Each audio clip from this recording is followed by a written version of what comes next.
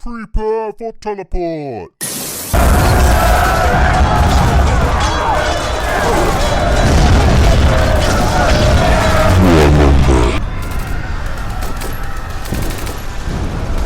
Welcome to Warmonger. This is episode 16. Tonight we're going to be talking about the Blood Angels. I've got a LED keyboard mat. I've set it to red for this episode because we're going to be talking about the Blood Angels. Now, out of all the Blood Angels players around the world, there's a bunch. There's like a famous fucking mega painter, Welshman, who's extremely Blood Angel man. He's pretty famous, but to me and to the listeners of the show, the most famous of all the Blood Angels players, and one who in the last edition with his Blood Angels was so audacious that he was able to fight off Mechanicum kill teams of just robots. I sent like four. At the time there was only 4 kinds of assassins. I sent all of them. I sent just one assassin to try and kill him, and wasn't able to destroy his Blood Angels fucking force commander. And so then I sent all 4, and they were easily fucking dispensed. As well as just like achieving lots of narrative things throughout the missions. When you're running an event, you might set you're like, oh yeah, and then they have to destroy the computer hub or whatever, and you're like, oh yeah, well I'll make it moderately hard for them to kill. Like armor 14 and fucking 8 hull points. Like surely no one will do that in a single round of combat or whatever. And then yeah, obviously someone like this person goes in and then just fucking achieves the impossible, and then you're just like, god damn it! But it's good narrative. So the person we're talking about is #FuckDeanMorris. When I was talking about you making your return to Warmonger, the only double Warmonger. The only double Warmonger so far. Whoa. How many leaders have we got left? Someone's going to have to try and time you for it. Serial Warmonger. We've got World Eaters, and we've got Iron Hands coming out. So Iron Hands, I'm getting a chap from the UK whose name is, in the gaming scene, Will the Destroyer. On. Ooh, very powerful. So I'm gonna I think I rate my sort of Iron Hands sort of gamesmanship, although I lose most of my games. So what I'm hoping for is that Will the Destroyer is going to tell me all the fucking savage shit that I haven't realized, because I've got some good shit, but I'm still losing games. So there must be some more shit. There must be, need to squeeze him. And then doing the World Eaters for the most aggro legion, I'm getting Cat on, because he is the World Eater player who I know we've talked about the most, talked about World Eaters constantly, because Cat's one. Yeah, absolutely. I remember seeing his World Eaters list. I'm surprised Cat hasn't been on before this for their series. No, he only does World Eaters. Oh, and he does Mechanic. Well, he did Mechanicum in the last edition. And then he had that Ultramarines Alpha Legion army that he crushed because he was upset about it or something. I know. What a character. It's funny. When you said, the most famous Blood Angel player, I instantly went to Little Legends as well. Yeah. Well, I'm sure a Little Legend, everyone's going to be asking him, right? Surely everyone will be harassing him. Gotta get gotta ask Miles. He's the encyclopedia of Blood Angels. But to me, you're the Blood Angels player who I think of whenever I think of fucking just those jag-off Blood Angels all gold armor fuckheads. I'm just like Dean Morris would run with Hadriel. It's a total Hadriel move. What a fucking Hadriel move. I think I even say that now. I say, what a Hadriel move. When you just fucking say... Well, even at React, someone was wearing a shirt with a dozen, 2 dozen different hashtags, and I managed to find my name on the back of it. Was #FuckDeanMorris. I've still got the cap that was made up. Probably the high moment of my my hobby sunlight or my hobby spotlight. Yeah. I've got behind me. I've got a thing from Anzac Cut, which is the Fuck Dean Morris Award for the person who managed to fuck Dean Morris. And although no one actually beat you in any games, because I was running the event and just throwing extra shit at you, I came closest to beating. I think through all of my assassins and other shit, I think I put like 1 or 2 wounds on Hadriel, and that was the closest anyone came to fucking Demora. So I got the award, even though I was the TA for fucking. That's how fucking out of control that dude was with his like boyfriend squad. So in last edition, Hadriel was like sorry, I keep saying Force Commander. Why am I suddenly saying Force Commander? Have it turned into second edition? Is that a second edition thing? Yes, second and third edition, bad boy. Shit, I'm thinking. Yeah, Traitor, the good old Traitor, Blood Angel Traitor. What made him so fucking insane? Because like it was a combination of Blood Angel's rules and stuff, was it? Like what? Yeah, like, so you could just never kill him. Okay, it was a combination of he either had a Blade of Perdition or a Paragon sword or Paragon blade, which back in that edition, a Blade of Perdition was pretty insane, doubling all the wounds. So doing brutal before brutal, but it was an AP2 mastercrafted sword. Yeah. Yeah, it was two-handed, but and it was I think it was 20 points plus +1 to wound all the time means he could go toe-to-toe with bots and never have worse than a 5 to wound. Yeah, and then campaign stuff. Like I know lots of the campaigns that you played in that I was running, we had campaign progression as well. Because I definitely remember you having Blade of Salty Tears and that fucking skill or something upgrade where for 1 round during the game you can have instant death in all your attacks. Do you remember that? Yeah, that was it. When you fucking murdered all my I sent 3 Domitars and a tech priest, and I'm just like a Dominus, and I'm just like, okay, these guys are going after Dean. Tell me every time it's your turn, because I'm gonna send them after Dean. I'm gonna send them after Hadriel and try and just beat him to death. And then in the end, I think I charged Hadriel, and Hadriel engaged that fucking fuck machine spell and just killed all 3 of them and murdered the fucking tech marine as well, spilled wounds on the tech priest. It's just like, that was it. Hell? I did 3 wounds, doubled to 6 because back then there was wasn't well defined spillover, so if you spilled over to 6. Yeah, you failed 4. Yeah, because I only had 6+ invuns. In close combat. Yeah, that's and then right. And then the tech marine had to pass some refractor fields. Yeah, so that was fucking savage as fuck. And then what squad was he in? Because they were. He was just in an assault rune squad with an apothecary. But also back in those days, sounds so old. Day of Revelation gave you +1 initiative on the charge for your entire army.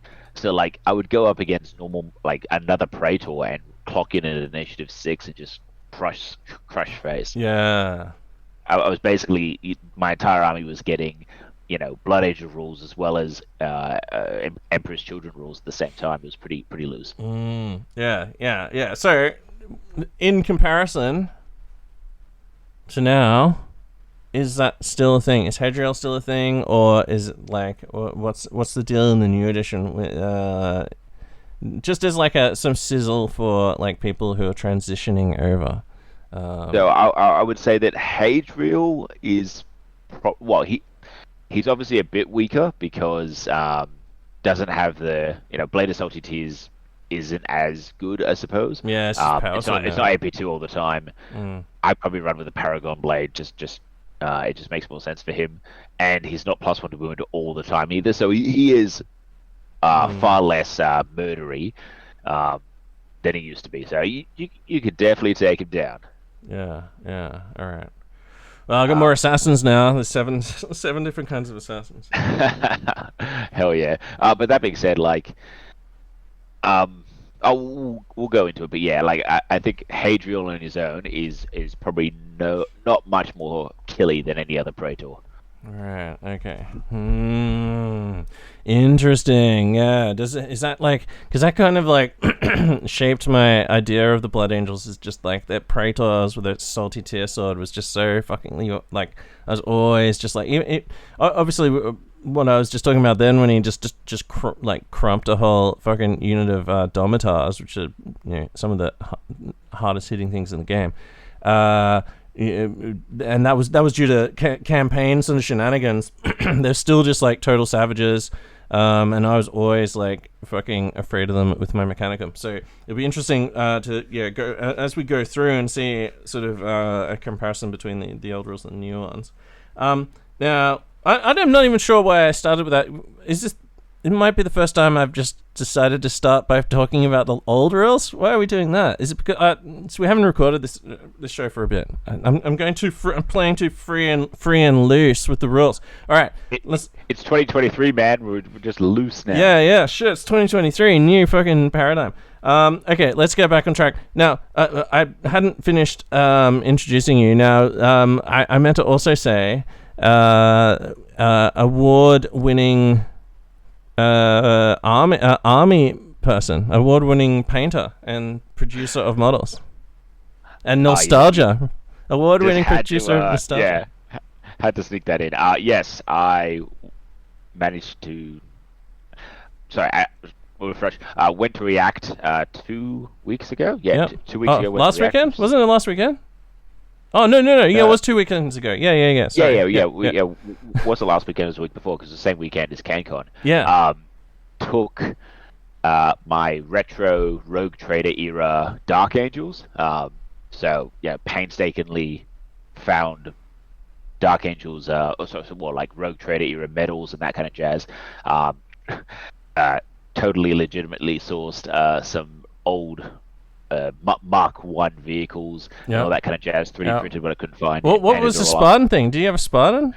Yeah, so the converted Spartan, Mark 1 Spartan. Whoa. Yeah, so I have some Tony Mark 1 Cottrell shit. That's some Tony Cottrell. He did like a Spartan back in the day. Yeah, right. Well, it's that model wasn't made by me. Some bloke in Canberra was selling a like plasticard built Mark 1 Land Raider, but it was a bit longer and a bit like more bulky. I'm like, and he was selling it for like $30. I jumped on it in a second. It was built as a 40k Redeemer. That's it.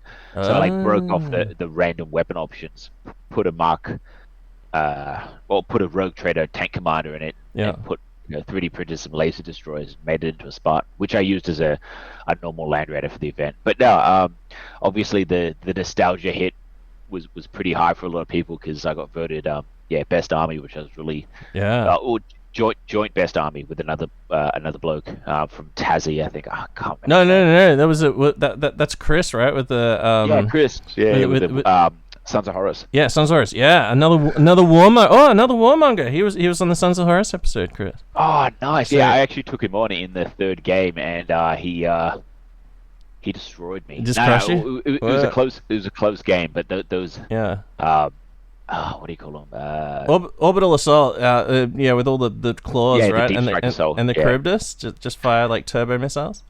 Yeah, those just Aaron are no joke. Oh yeah, just Aaron. Did he teleport them in?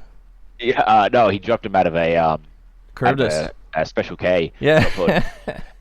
And yeah, it was like 10 of them with 2 multi-modders. He had a Librarian, he had a Traitor, and a Primus Medicae. I was like, shit. Yeah, that's brutal. Holy shit. But no, how much can a special K carry? I thought it was only 20. I thought it was 25, 26. Oh, is it 20? Oh, Jesus Christ. Yeah, I'm pretty sure it's more than 20. And, you can carry a full rapier battery, so that's pretty fun. But yeah, okay. Oh, yeah, well, that was almost mad at the match, as I had 3 rapier batteries based off the old Space Crusade lasers, the tripod lasers. Yeah. So they did real work for me, just firing into the Justarian point blank until they got overrun. Do you have an Instagram? Like, where can... I do have an Instagram. Have you updated it with any shit? I have not updated it a bit. I will make a point to update it.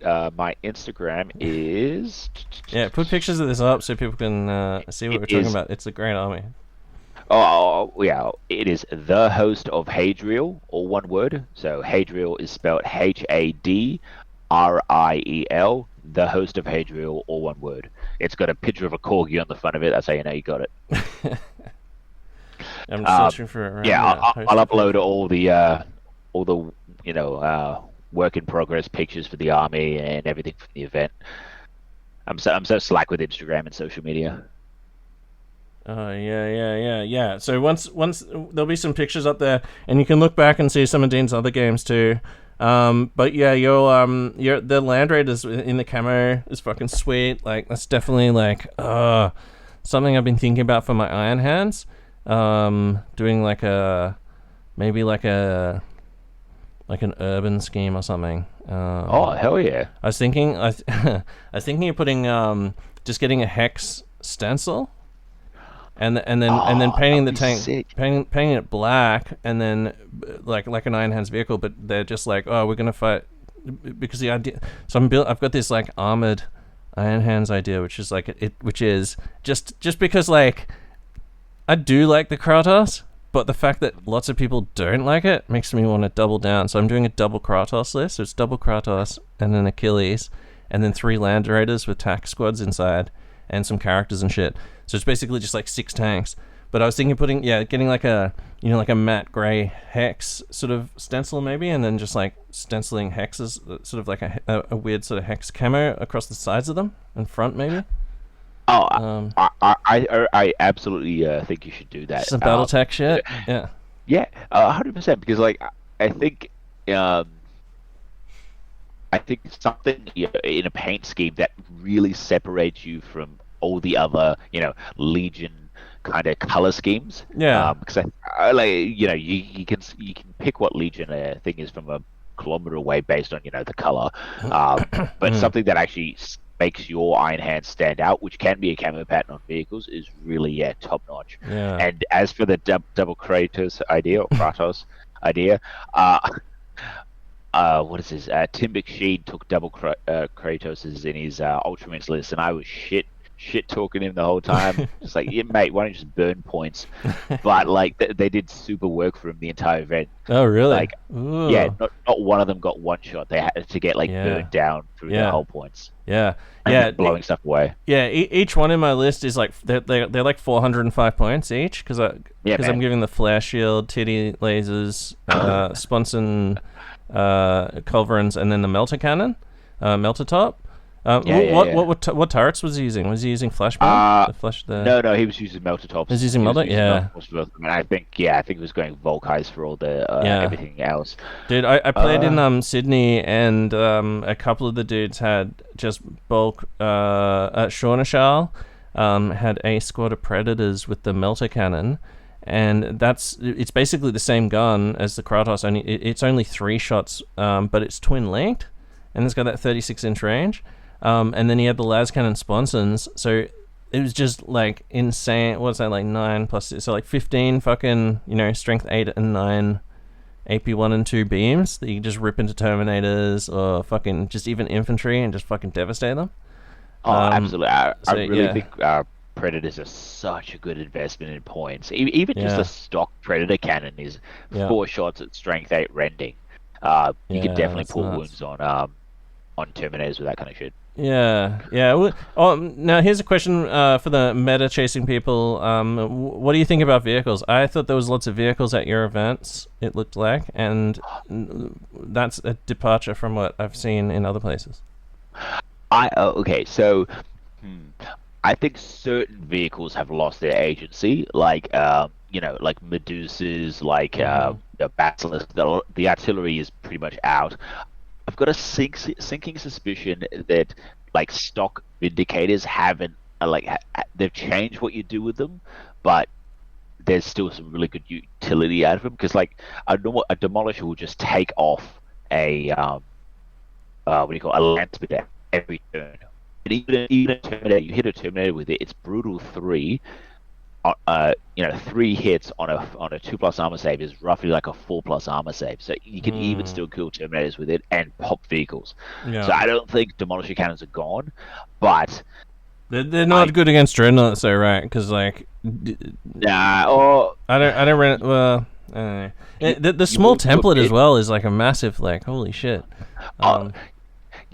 Like a lot of V2, you can't expect it to do the same thing it did in exactly, V1. And you won't get the same result, but it's still relatively cheap. I think it's like 120 points, 105 points, something like that, for a Demolisher.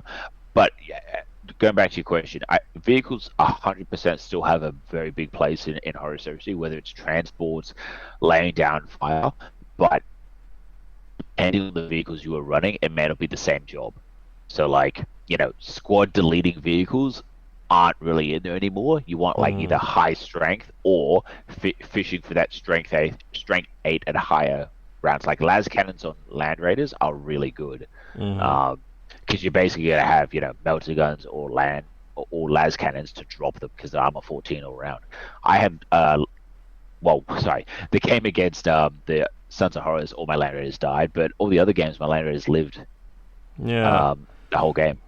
Yeah.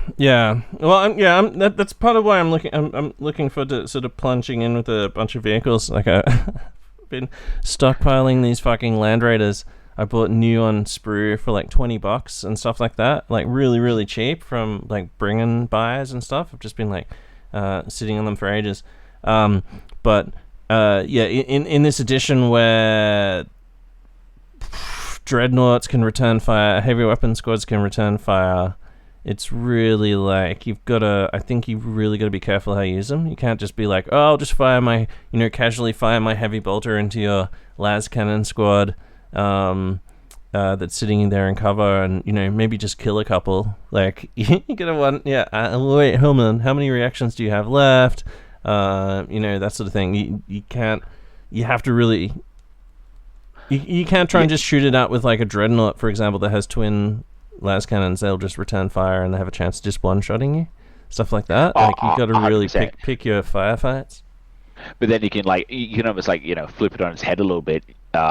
You might have a stock predator with heavy bolters shooting at a las cannon squad, and you're gonna be like, "Wow, do I return fire against this low-cost predator, which costs a third of the points of my heavy weapon squad, or do I try and wait to see if anything else shoots me?" And you might just get a free predator worth of fire, takes out half the squad for no return. Yeah. Or he does return, blows up the predator, but then you just sink so much fire. All the rest of your army into this heavy weapon squad, wipe it off the board, and then that threat's gone for the cost of a predator. Yeah. And then the other thing is, at those higher points as well, a lot of that sort of stuff becomes, asinine. Like, heavy weapon squads are only around for a couple of turns before they get blown apart anyway. And towards the end of the game, you're just sort of shooting at remnant units and stuff like that. It becomes less and less of a burden. I don't know. I think lots of people took. I think vehicles were the shit last edition, and then I think a lot of people ran their vehicle heavy shit early in this edition, and just got melted, like mercilessly fucking multi-melted, and then just like shit by like rhinos with multi-melters and stuff, and Thalax and marine speeders and shit, and then just shit the bed, and then everyone sort of just bailed on vehicles for a bit. Man. Yeah. I definitely think infantry is more dangerous to vehicles than they ever have been, but vehicles haven't lost their potency. They're not. Vehicles aren't shit. You just got to be like, I want this vehicle to do this job. Whether that's transport, whether that's fire support, whether that's melting infantry, but I can't just throw vehicles willy-nilly against the enemy and expect that they will A, survive, and B, murder everything. Yeah. Yeah, 100%. It's scalpels versus sledgehammers kind of thing. Yeah. Oh man. Unless your iron hands and just fucking drop strength of all attacks and just be like, lol, guess your missile launchers can't touch my Land Raider, eat shit, cunt. Oh no, strength doesn't work on vehicles. Doesn't it? No. Dreadnoughts and infantry and shit all get it, but if any non-vehicle unit gets it, but vehicles get it will not die. It will not die. Yeah. Which is still kind of good. Oh yeah. Dude, if I put Ferrous Menace into that army, like a tank born, like double Kratos with Ferrous, which is one of the lists I've list hammered up. They all get it will not die 4+. Oh, jeez, that is rough. Yeah. There's like War Gear, the generic bonus plus the Ferrous bonus. He's just like, oh yeah. Fucking, let me just inspect these fucking screws and shit before the battle. Oh, here you go. This is going to make the vehicle regenerate somehow. Yeah. Oh yeah, well that's it, and you can also take that like soul-eating upgrade. Yeah. Well, that's the thing. So originally, because I was going to only have one Kratos, I was going to run it like full fucking crazy. Like I was going to put that armature necrodermis, whatever the fuck it's called. Which would buff it up to like almost a 500 point tank. But now that I've got two, I'm thinking of doing sort of like making them sort of more mainstream, and then at some point maybe even adding a third Kratos, and then that one, 3 Kratos. yeah, and that would be like the armature necrodermis thingo, where you can just steal people's souls and shit. God damn. We'll see. Well, we'll see her. I mean, can you imagine if like later on down the line you can like ally, like true ally, or sorry, not ally, but like take a knight or something and have it gain the Astartes keyword. Oh yeah, that'd be What hot. it is. Oh yeah. Well, you know, they'd actually have to fix up the super heavies they've got currently. Yeah. Hey, did you fight against any Atropos? No, I didn't. Actually, I think there was only one Atropos. No, it wasn't Atropos. There was a knight list, but I don't think an Atropos featured because you know, if flailing with one attack at weapon skill 1 isn't exactly inspiring. Yeah, no, it's terrible. The one thing that the Atropos does have though, which I don't rate it for 500 points because it's just such a flimsy pile of shit. But for 300 points, it'd be fucking really, really good. It's got a range 36, large blast, strength 8, AP 2. It's one of the few things in the game that still has large blast and then AP 2 and then strength 8 or more. And the key thing is the knight itself has knife fighting, so you can't. There's no evasion, so you can't evade from that. It cancels like feel no pain on a lot of shit, so it's really good for just like firing like number one if you play against Night Lords, just dumping on their like veteran squads and shit. And number 2, yeah, just like no evade, just stomp a whole bunch of Terminators and shit like that. Yeah, man. But once it gets in combat, it's fucked. Like it's totally fucked. Like it's fucking multi-miller. Just lock it down with a single dreadnought and beat it to death. Mm-hmm. I charged a dreadnought. It was 2 dreadnoughts on one flank. I was playing against Josh's Quailey's World Eaters, and there was 2 dreadnoughts on one flank, and I'm like, and the Atropos is opposite them, and I'm like, okay, the Atropos should be able to deal with fucking 2 dreadnoughts. No, it wasn't even able to deal with 1 dreadnought. It shot with both weapons, charged, and did not kill the dreadnought. And the dreadnought just fucking went, oh, I'm not locked in combat. Fired its multi-melter from an inch away and just killed it. Just blew it apart. I'm like, oh, wow. Knights don't lock them. No, you don't. No, just like Knights and Titans, yeah, don't count as locked in combat. So you charge a dread. So it was a World Eater Dreadnought too. So even so it had a multi-melter and a fist. Even if it hadn't killed me with its shooting, it could have just charged then as well and got its extra whatever attack as well. It got 5 attacks. Yeah. Oh, that is so rough. Yeah. So definitely like Atropos is now just a gun platform essentially. Like it used to be this like fucking, imagine him like springing up on the back of like a fucking big like crawler or something and just like cutting a hole through it and just cutting it open and firing graviton inside it and shit like that. Like it's just some like cool fast moving fuck you thing with like big like lightsaber style like just like creates this huge like beam of cutter energy or whatever. But now you can just like step away from it and blow it apart. Yeah. Now it's only 1 weapon skill, 1 attack. That strikes last, yeah. And guess what? So there's some interpretations say that because the way that's worded, you don't get the stomp attacks as well. So the only thing that's got going for it is you got set like D6 plus 4 weapon skill 4 stomp attacks. So that's the problem, is the weapon skill 4 against a dread, you're only hitting on 5. So I hit it with like 1 strength 9 stomp, and it was like, okay, cool, I've still got 5 wounds left, fuckhead. And then just punched 4 wounds off me and then finished with the multi-melter in its turn. So yeah, I don't know. Maybe like people who run full night houses are getting better use out of theirs, but that's the only one I've actually tried. I've got to admit as well. Yeah, I think some of the other knights are getting a bit better, but I might try the Lancer next. Armigers.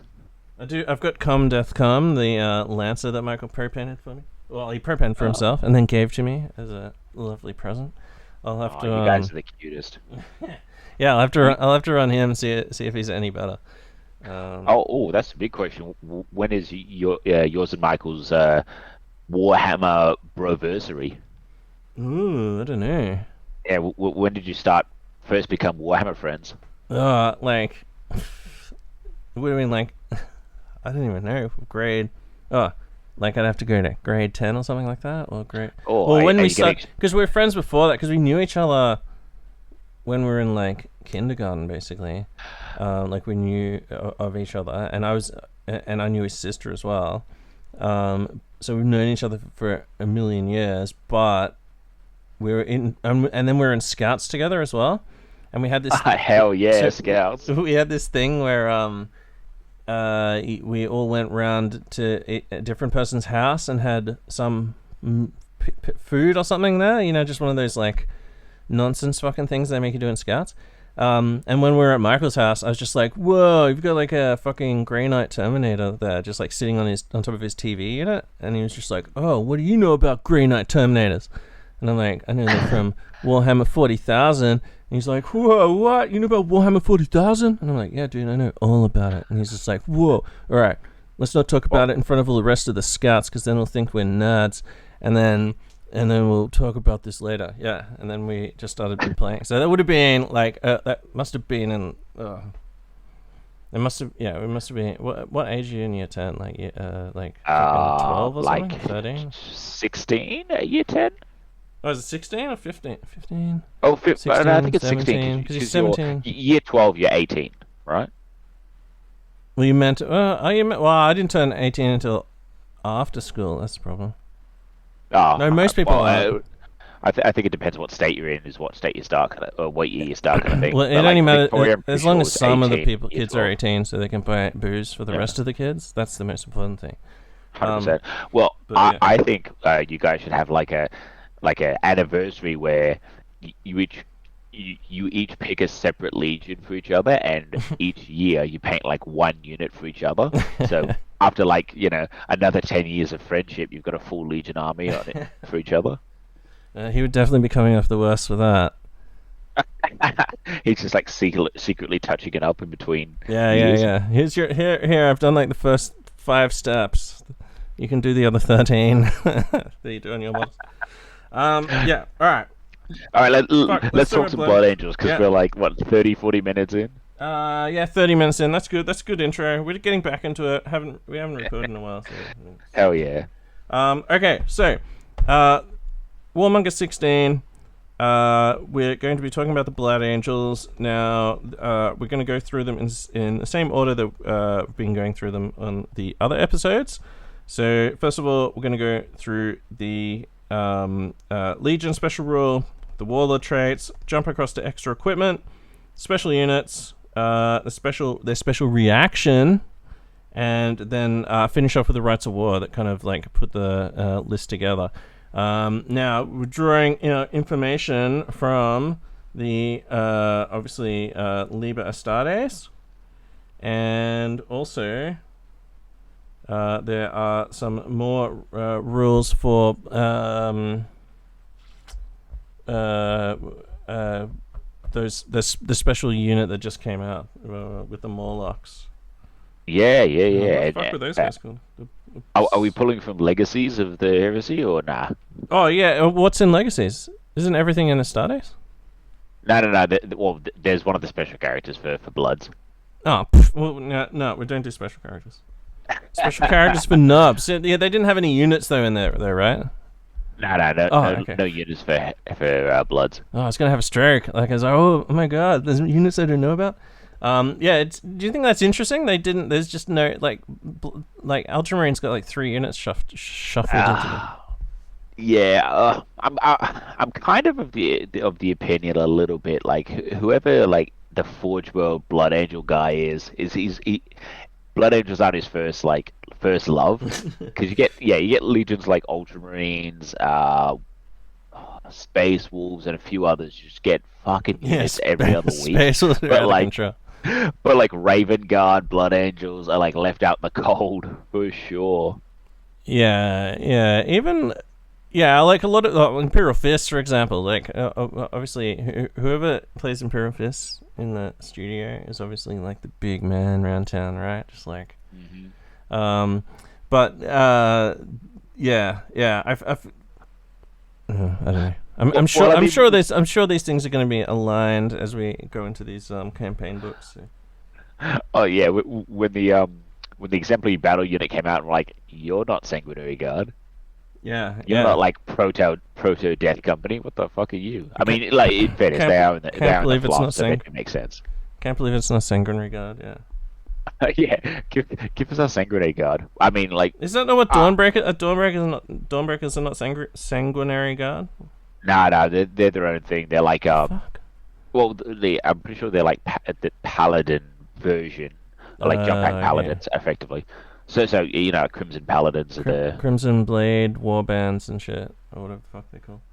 I remember like it wasn't there was some. No, I don't want to go into that. In fact, when I just try and guess at fluff, it always goes terribly. All right. Now the I must not have it on my iPad. That's super annoying. Oh, that's right. I got it in front of me anyway. Oh, you got it? The other one? Okay, cool. All right.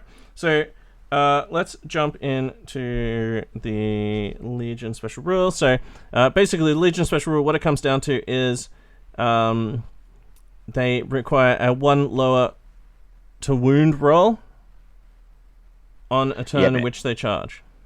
Yep. Even if it counts as disordered. So that disordering is like a key word in a lot of special rules. As long as the Blood Angels charge, they always get it, even if it's a disordered charge.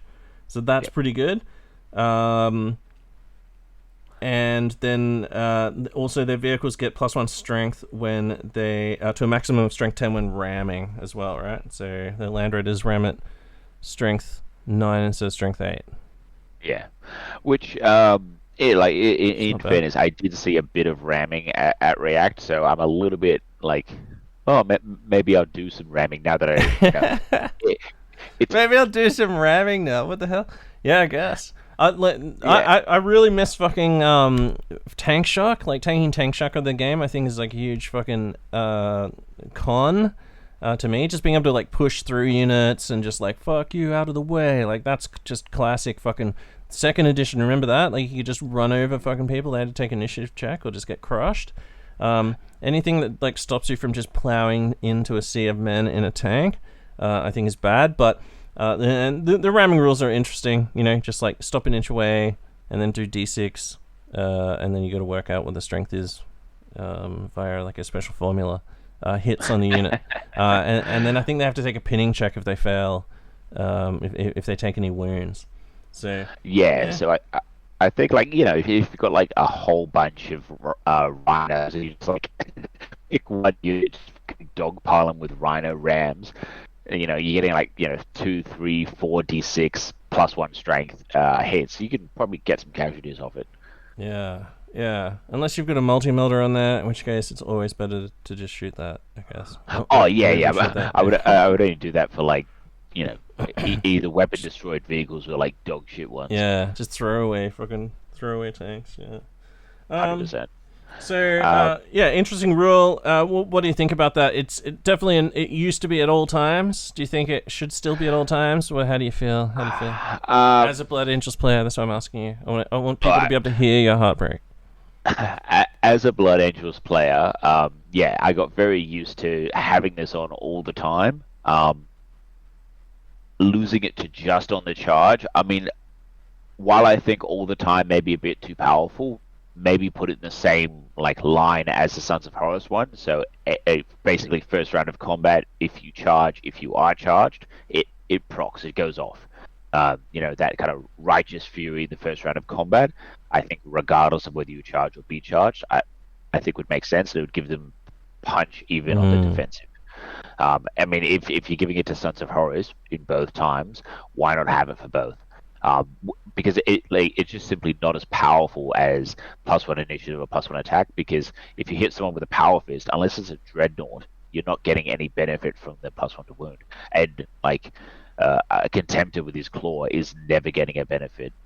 Like I'm sorry, unless he's hitting a Leviathan, he's never getting a benefit from this rule. Yeah. It's just nothing that strong. So it's not benefiting super high damage weapons. It's not even benefiting like, you might take an Axe of Perdition, slapping on other Marines. You're never getting a benefit from it. But if you had +1 initiative or +1 attack, or someone was hitting you and they were neg-1 strength like the other legions, they're getting a benefit no matter what. Yeah, yeah. That +1 to wound on things like power axes, just taking it to a 2+ seems pretty good. Oh yeah, Um, yes. that- There's definitely some utility, but it's just I just don't think it's an equal playing field as far as Legion traits. Yeah, yeah, and definitely like some have. And if you talk to any Thousand Suns players, they'll tell you. Oh man, I feel for them for sure. Yeah, but I mean, like even someone like Raven Guard, like that was definitely the perceived thing was that Raven Guard. Oh, look at all these units that don't get any fucking benefit, blah blah blah. But I think like now more Raven Guard people have put, and now that they also have Deliverers, Raven Guard are like some definitely like no one's talking shit on them. I don't think so. I don't know. Yeah. Well, you'd have to actually see them on the battlefield to talk shit about them, right? That's true. They are stealthy. They're so stealthy, you don't even see them at events. Yeah. Okay, let's talk about Warlord traits. So, there's 2 Warlord traits that are loyal. Oh, sorry, it was 1 Forced Loyalist, 1 Normal, 1 Traitor only, which is an interesting development. So, the Loyalist one basically is your Warlord gains fear, and every time you destroy a unit... Oh no! Sorry. Every time on the winning side. Yeah, anytime you're on the winning side of a combat, you increase the fear by 1 to a maximum of fear 4. Now that is like, is Hadriel taking that? Surely, right? That's Hadriel definitely rolls that. that's insanity. Fear 4 is like, that's a huge fucking bomb like on someone, and if you just chew through a couple of just units before you get to the boss fight, holy fuck! Fear 4. Even like even turn 1 before you even fight a combat, you deep strike down your big Day of Revelation assault and being able to throw fear 1 in a 12-inch bubble basically means for that pinning check your opponent is -1 to any of that leadership check. If you're night fighting in turn 1, which I mean as a Blood Angel player deep striking down I always would. That's potentially -2 off their leadership. Marines are failing on averages. Fuck yeah, and you charge them in the dark on the second turn. First turn, man. Or if it stays dark? No, sorry. Fuck.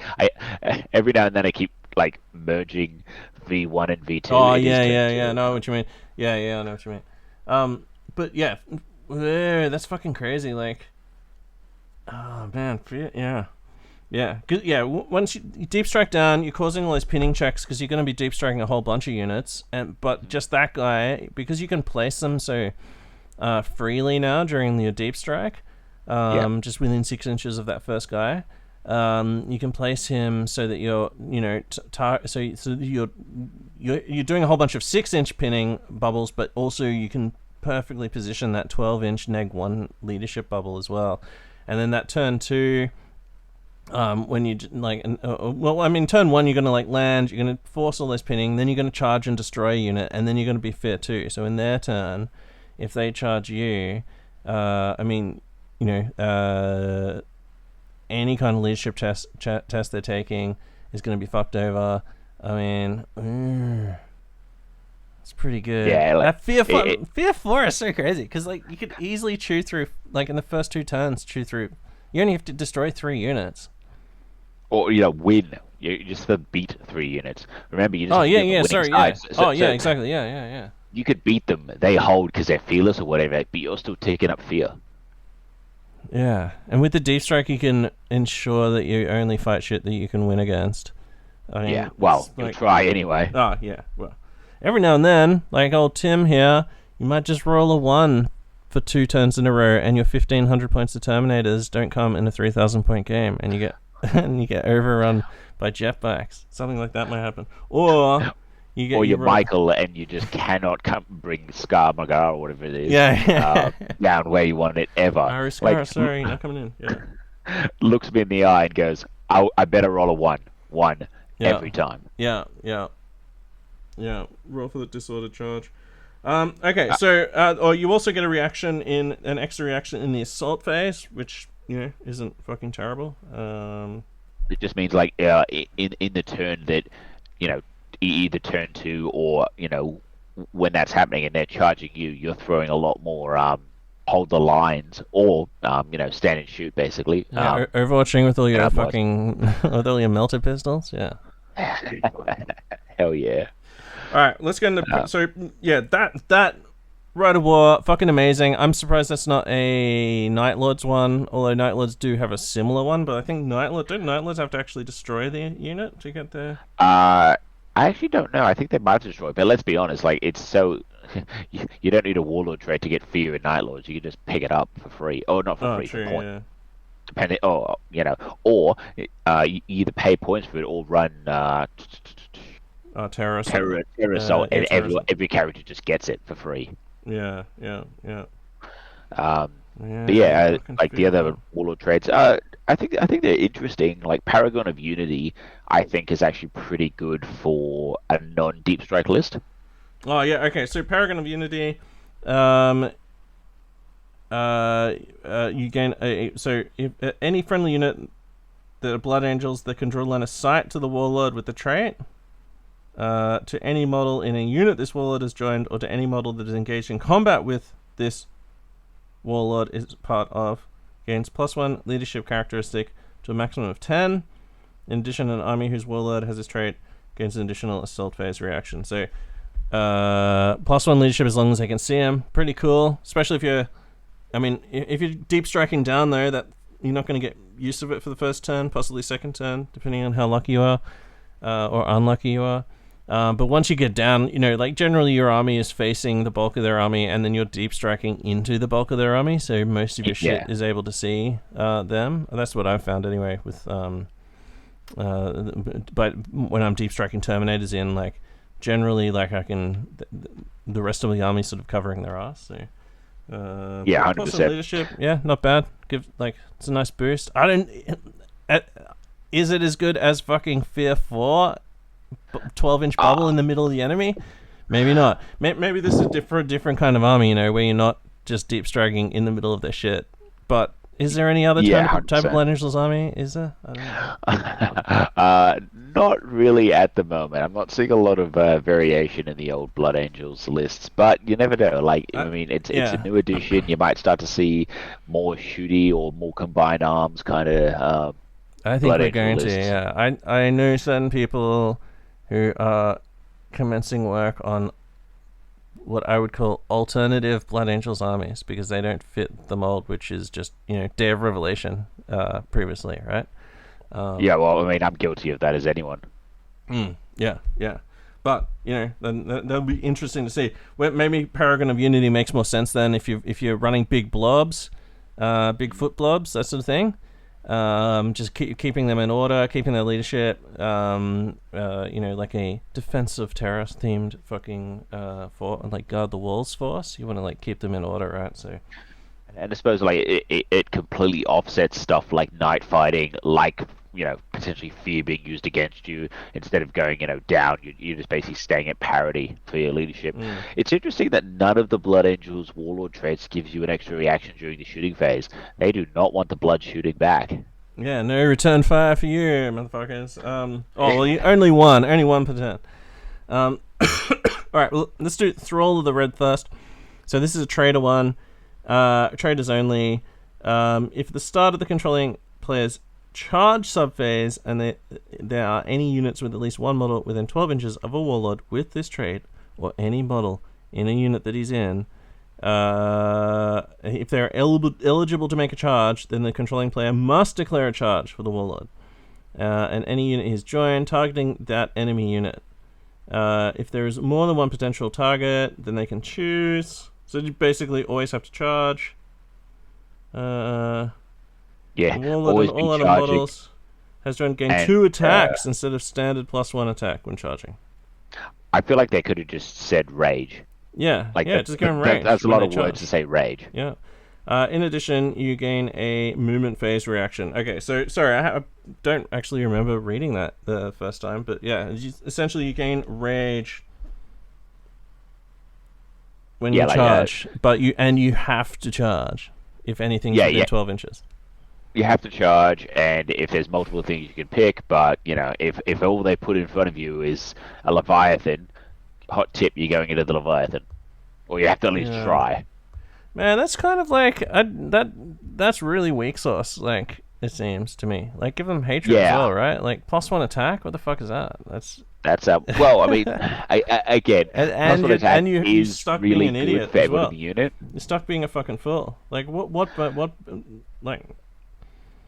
Well, I think of it this way: if I was running like attack, Traitor, Day of Revelation, and I had like a Traitor running around with a full squad of Dawnbreakers, and each one of them got 4 attacks in the charge with them spears or swords or whatever, I'd probably clean up anything I hit. So I get it, but obviously I'm loyal forever, so I probably won't be taking this too often. But I can see some use out of it. And let's be honest, if you're deep striking in the middle of the enemy force, you're probably not going to have to worry about being kited. You're probably going to have plenty of targets to try and charge and do. Yeah, well, I'll tell you what. I've been running double Warmonger, and one of the rules is Warmonger has to charge, and like, yeah, it basically, like, you're usually just charging something anyway. Like, if there is something in range. The one time recently that I didn't do it, it was against friend of the show, Danny Whitehead, and also Warmonger Illume, against his Death Guard. I teleported in and like to fuck over that Callous Typhon guy, and I was on an objective, and I was like, "Fuck, I'm gonna get like kited." But because it was a scoring unit, like it was a Pride of the Legion basic Terminator squad with my Iron Father and a Warmonger in there, and if I was going to get drawn into combat with one of Danny's units, and I didn't care about that. I just wanted to hold the objective, so I split the Warmonger off and just sent it. I'm like, "See you, dickhead." Just had him charge off alone. You want to fight those guys so bad? Go do it yourself. So then that is awesome. He just ran off down the hill, and then my Iron Father was like, "Fucking idiot," and just like scored the point, scored the objective or whatever. Well, there you go. Maybe that's the strat. Don't put your Thrall of the Redthirst Praetor in a scoring unit. Or just send him split him off. Send him off. If he wants to go crazy, he can go crazy. Yeah, 100%. But interesting one. I actually think that if you read the description, it says the mightiest amongst their number would come to lead their fallen brethren into battle, caring little for the cause for which they fought, and only for the blood they spilled in battle. Traitor only. Do you think it should be like... I would love to see them as just like a third party in a campaign, just like, we're just fucking out of our minds. Like... Well, I'd love to see, like, either like a unit of Redthirst Blood Angels who've just kind of like lost their minds a little bit. Obviously not like Death Company wise, but like Redthirst. That's what I thought the exemplary battle guys might have been. But I suppose that's the difference, right? If you are running Traitor Blood Angels, you can't take Carmine Paladin. So for your deep strike list, you might as well take Thrall of the Redthirst, and have that like even more powerful, shock assault. Yeah. Extra attack. Like you were saying when we were talking about World Eaters, I don't know if that was before or after we started recording, but you're saying, like, I was like, oh, they get is +1 attack. And you're like, yeah, but that's an extra attack. That's like double the number of base attacks. And it's like, yeah, fuck, you're right. So yeah, it's like the reason people think that like hold the line is such a shit hot reaction is you're denying the enemy attack, and World Eaters just always get an extra attack. That is sick. That's like that's an extra Thunderhammer attack or an extra Dreadnought Claw fucking your day up. It means like if they get a chance to strike, they're hitting you harder or higher chance of fucking you up than any other Legion. Yeah, I definitely rate more attacks. Yeah. Especially in like a Terminator squad or something like that. Just boom. Yeah, man. It's an extra fucking Thunderhammer or Power Fist, Chain Fist. Yeah. Four fist attacks. Four fist attacks from a normal Terminator, or 5 lightning claws from a pleb. That'll do some work. Yeah, that's fucking. Yeah, you're right. That's it. That's insane. All right. No, it'll be 6 attacks, won't it? Because it'd be 2 attacks base, 2 attacks for lightning claws, and then 2 attacks for the rage. Yeah, 6 attacks of a base Lightning Claw. Because Lightning Claws give you extra 2 attacks now. Yeah, no, 2 attacks base. Yeah, you're right, 6 attacks. Yeah, you're right. 100%. Yeah, real blender level stuff. Yeah. Imagine, you know, those, like, okay, if fluff-wise, who do you think would win out of full Red Thirst Blood Angels run into a pack of, like, wolfen dudes who are just, like, wolfing out? Who wins? Ooh, that is tough, because, like, it's a classic. I love Blood Angels, classic. but they're both kind of... I'd say probably the wolfen, only because they're your team Edward? at a much more, like... They've got, like, the natural claws, they've got the... they're changed more to, like, a cellular level. As the Blood Angels are just absolute psychopaths, so it'd probably be a pretty even fight, I suppose. Yeah, it's a classic Twilight matchup, a werewolf versus vampire. It is true. I don't know who. I know Team Edward, who's the vampire, obviously Blood Angels guy. What was the other guy? The werewolf? At the risk of incriminating myself, Team Jacob. The Oh, I knew you'd know that. Oh, how dare you! This Twilight loving motherfucker, my friend. This is a family-friendly podcast, so we're not going to talk about Twilight.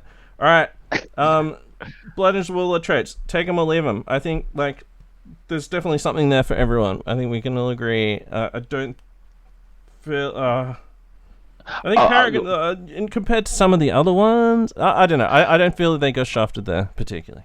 Yeah, I don't like. Some legions have like a winner and then dog shit ones. I don't think that's the case with Blood Angels. I think you will get some use out of any of them. Obviously, I think for loyalists, the loyalist one stands out. For traitors, the traitor one stands out. Paragon of Unity would be if Paragon of Unity was given to like a different legion, they'd probably like froth over it. But because it's coming up against fear or an extra attack, it's a little bit hard to make that call. Yeah. All right. But, Fear 4 there. Something for everything. Fear 4 there. Oh, Fear 4. All right.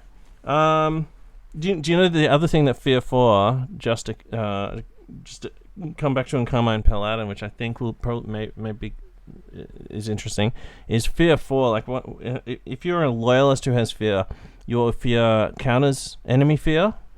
So especially, I think maybe when demons come out, they may have some sort of like extra fear mechanic, if you know what I mean, like or something like that. That could potentially be. Like I know, like all the demonic and tainted shit all has like a fear. It wouldn't surprise me if some demons have like fear 2 and fear 3 maybe. So having fear 4, being able to like cancel that fear in your own unit, because eventually you are going to lose combat. But being able to like cancel that neg to your fear is good. So it'd be really interesting when demons come out, because if demons just have like as a racial rule that they all cause fear 1, that would be like fucked trying to take on. It definitely will. Because think about Gal Warback have it. Like the other thing, dude, fucking Vargir Terminators have it. Are you telling me the Vargir Terminator's scarier than a demon? Scarier than a bloodlether? I think maybe like a subset of the rule where it's like localized to only in combat, and like their leaders get normal fear, because if every single unit gets a 12-inch bubble of fear, I think it might be fear 2. I think it could be fear 2. Oh no! Yeah. Come on! Imagine how harsh that would be. That'd be fucking sad. That would be super harsh. Super savage. Like, good luck ever, and like especially if they can do like deep strike shenanigans. Good luck ever, not having your Marines run away and die like pigs. But conjecture. Who knows? They might just come out and be total dog shit. I think if they made them tough 4, took away the extra wound that they used to have, give them just a 5+ invuln. That's all. No fucking changing that shit. And then made them fear 2, and then also get rid of the fucking stupid portal thing, because that web portal thing is just total game cancer bullshit. It's like a cool idea, like the idea of a warp rift, but in gaming wise and mechanics wise, and actually if you want to have a game that's fun, it's trash. Like, it's fucking trash. Just have them start on the other side. Just have like their whole deployment zone, whatever you roll for the deployment zone, that deployment zone counts as their portal. And if they're in there, they get +1, to their invuln save. So you just to stop them being bombed while they're in their own deployment or whatever, and make them harsh to actually march on them because that area of the table is super warpy. But the being able to just push those little fucking bubbles in is just like I played against demons a bunch of times. I'm really hoping that they've changed that because that's just dog shit. Like it just otherwise it would be somewhat enjoyable, like fighting off demons if they have to actually run to get to you, but they don't because they start like a move away. Yeah, it's gonna be really interesting to see what comes out with their man militia, but I'm not holding my breath, seeing as how some of the rules have come out. I think there was an article that came out from the studio from Forge World saying that they're going to start drip feeding the militia and demons through some of the exemplary battles, right? So there might not be a demon list straight away. Maybe they hear that too. Yeah, that'd be interesting if they do that. Maybe that'll give them time, or give people time to playtest it, or send feedback and shit. Could be an interesting way to do it. I don't know. Well, who knows? Right. We live at home. Yeah, exactly. Yeah. All right. Okay. Let's talk about the extra equipment. So we're gonna jump back past our rights to the extra equipment. So, number 1, Fires of Heaven. Basically, anyone who can take a plasma pistol can now take an Inferno pistol. An Inferno pistol is range 6, strength 8, AP 1, pistol 1, armor bane melter. So it's a range 6 melter gun.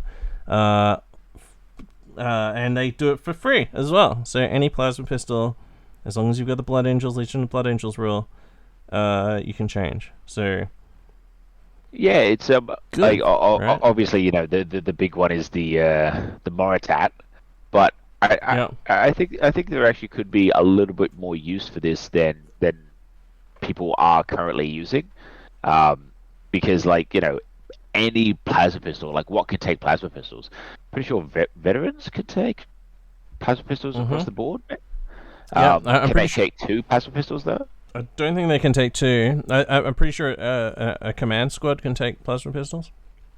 So any the Artificer Armor command squad, and that goes up to 10 dudes. So you can just have 10 Inferno pistol boys, like.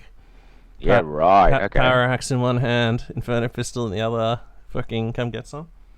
That actually might be really good. Well, imagine someone moves up to you, and then you use your reaction to get within an inch, and then with a dread or whatever, and then they're like, fuck, like I'm gonna take 10 fucking melter gun shots to the face if I charge. Yeah, you just straight up put them in the ground. Yeah. If they get within 3 inches of a vehicle, it's dead. If they get to Overwatch into something, like they're just gonna one shot a bunch of dudes. The only thing is that 6 inch. That 6 inch is the key. You've got to be inside of that. So you've got to be really cognizant of that. Oh yeah, 100%. Of that little vat. That really. So you can give a Legion Chosen 2 Inferno pistols. Hmm. I mean, you lose the ability to take a close combat weapon, but if you wanted to, 20 points for 2 Inferno pistols. It's Maybe just have one dude with twin Infernos. You take him off if anything actually sneezes at you, but someone charges you or something, you just pump 2 of those rounds into him. If you wanted to, I don't know. Yeah, I know. Like destroyers, if you're not taking the spoiler alert, Special Blood Angels destroyers.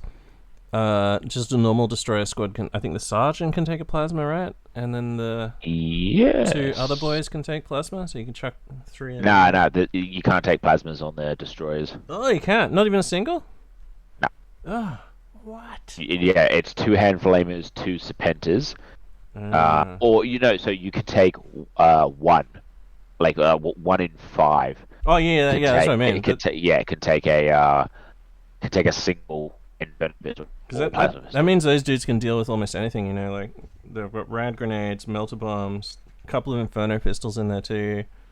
You can hunt so many times. I've hunted down characters, just shot them with a melter gun, and just take your armor, take your invulnerable or die.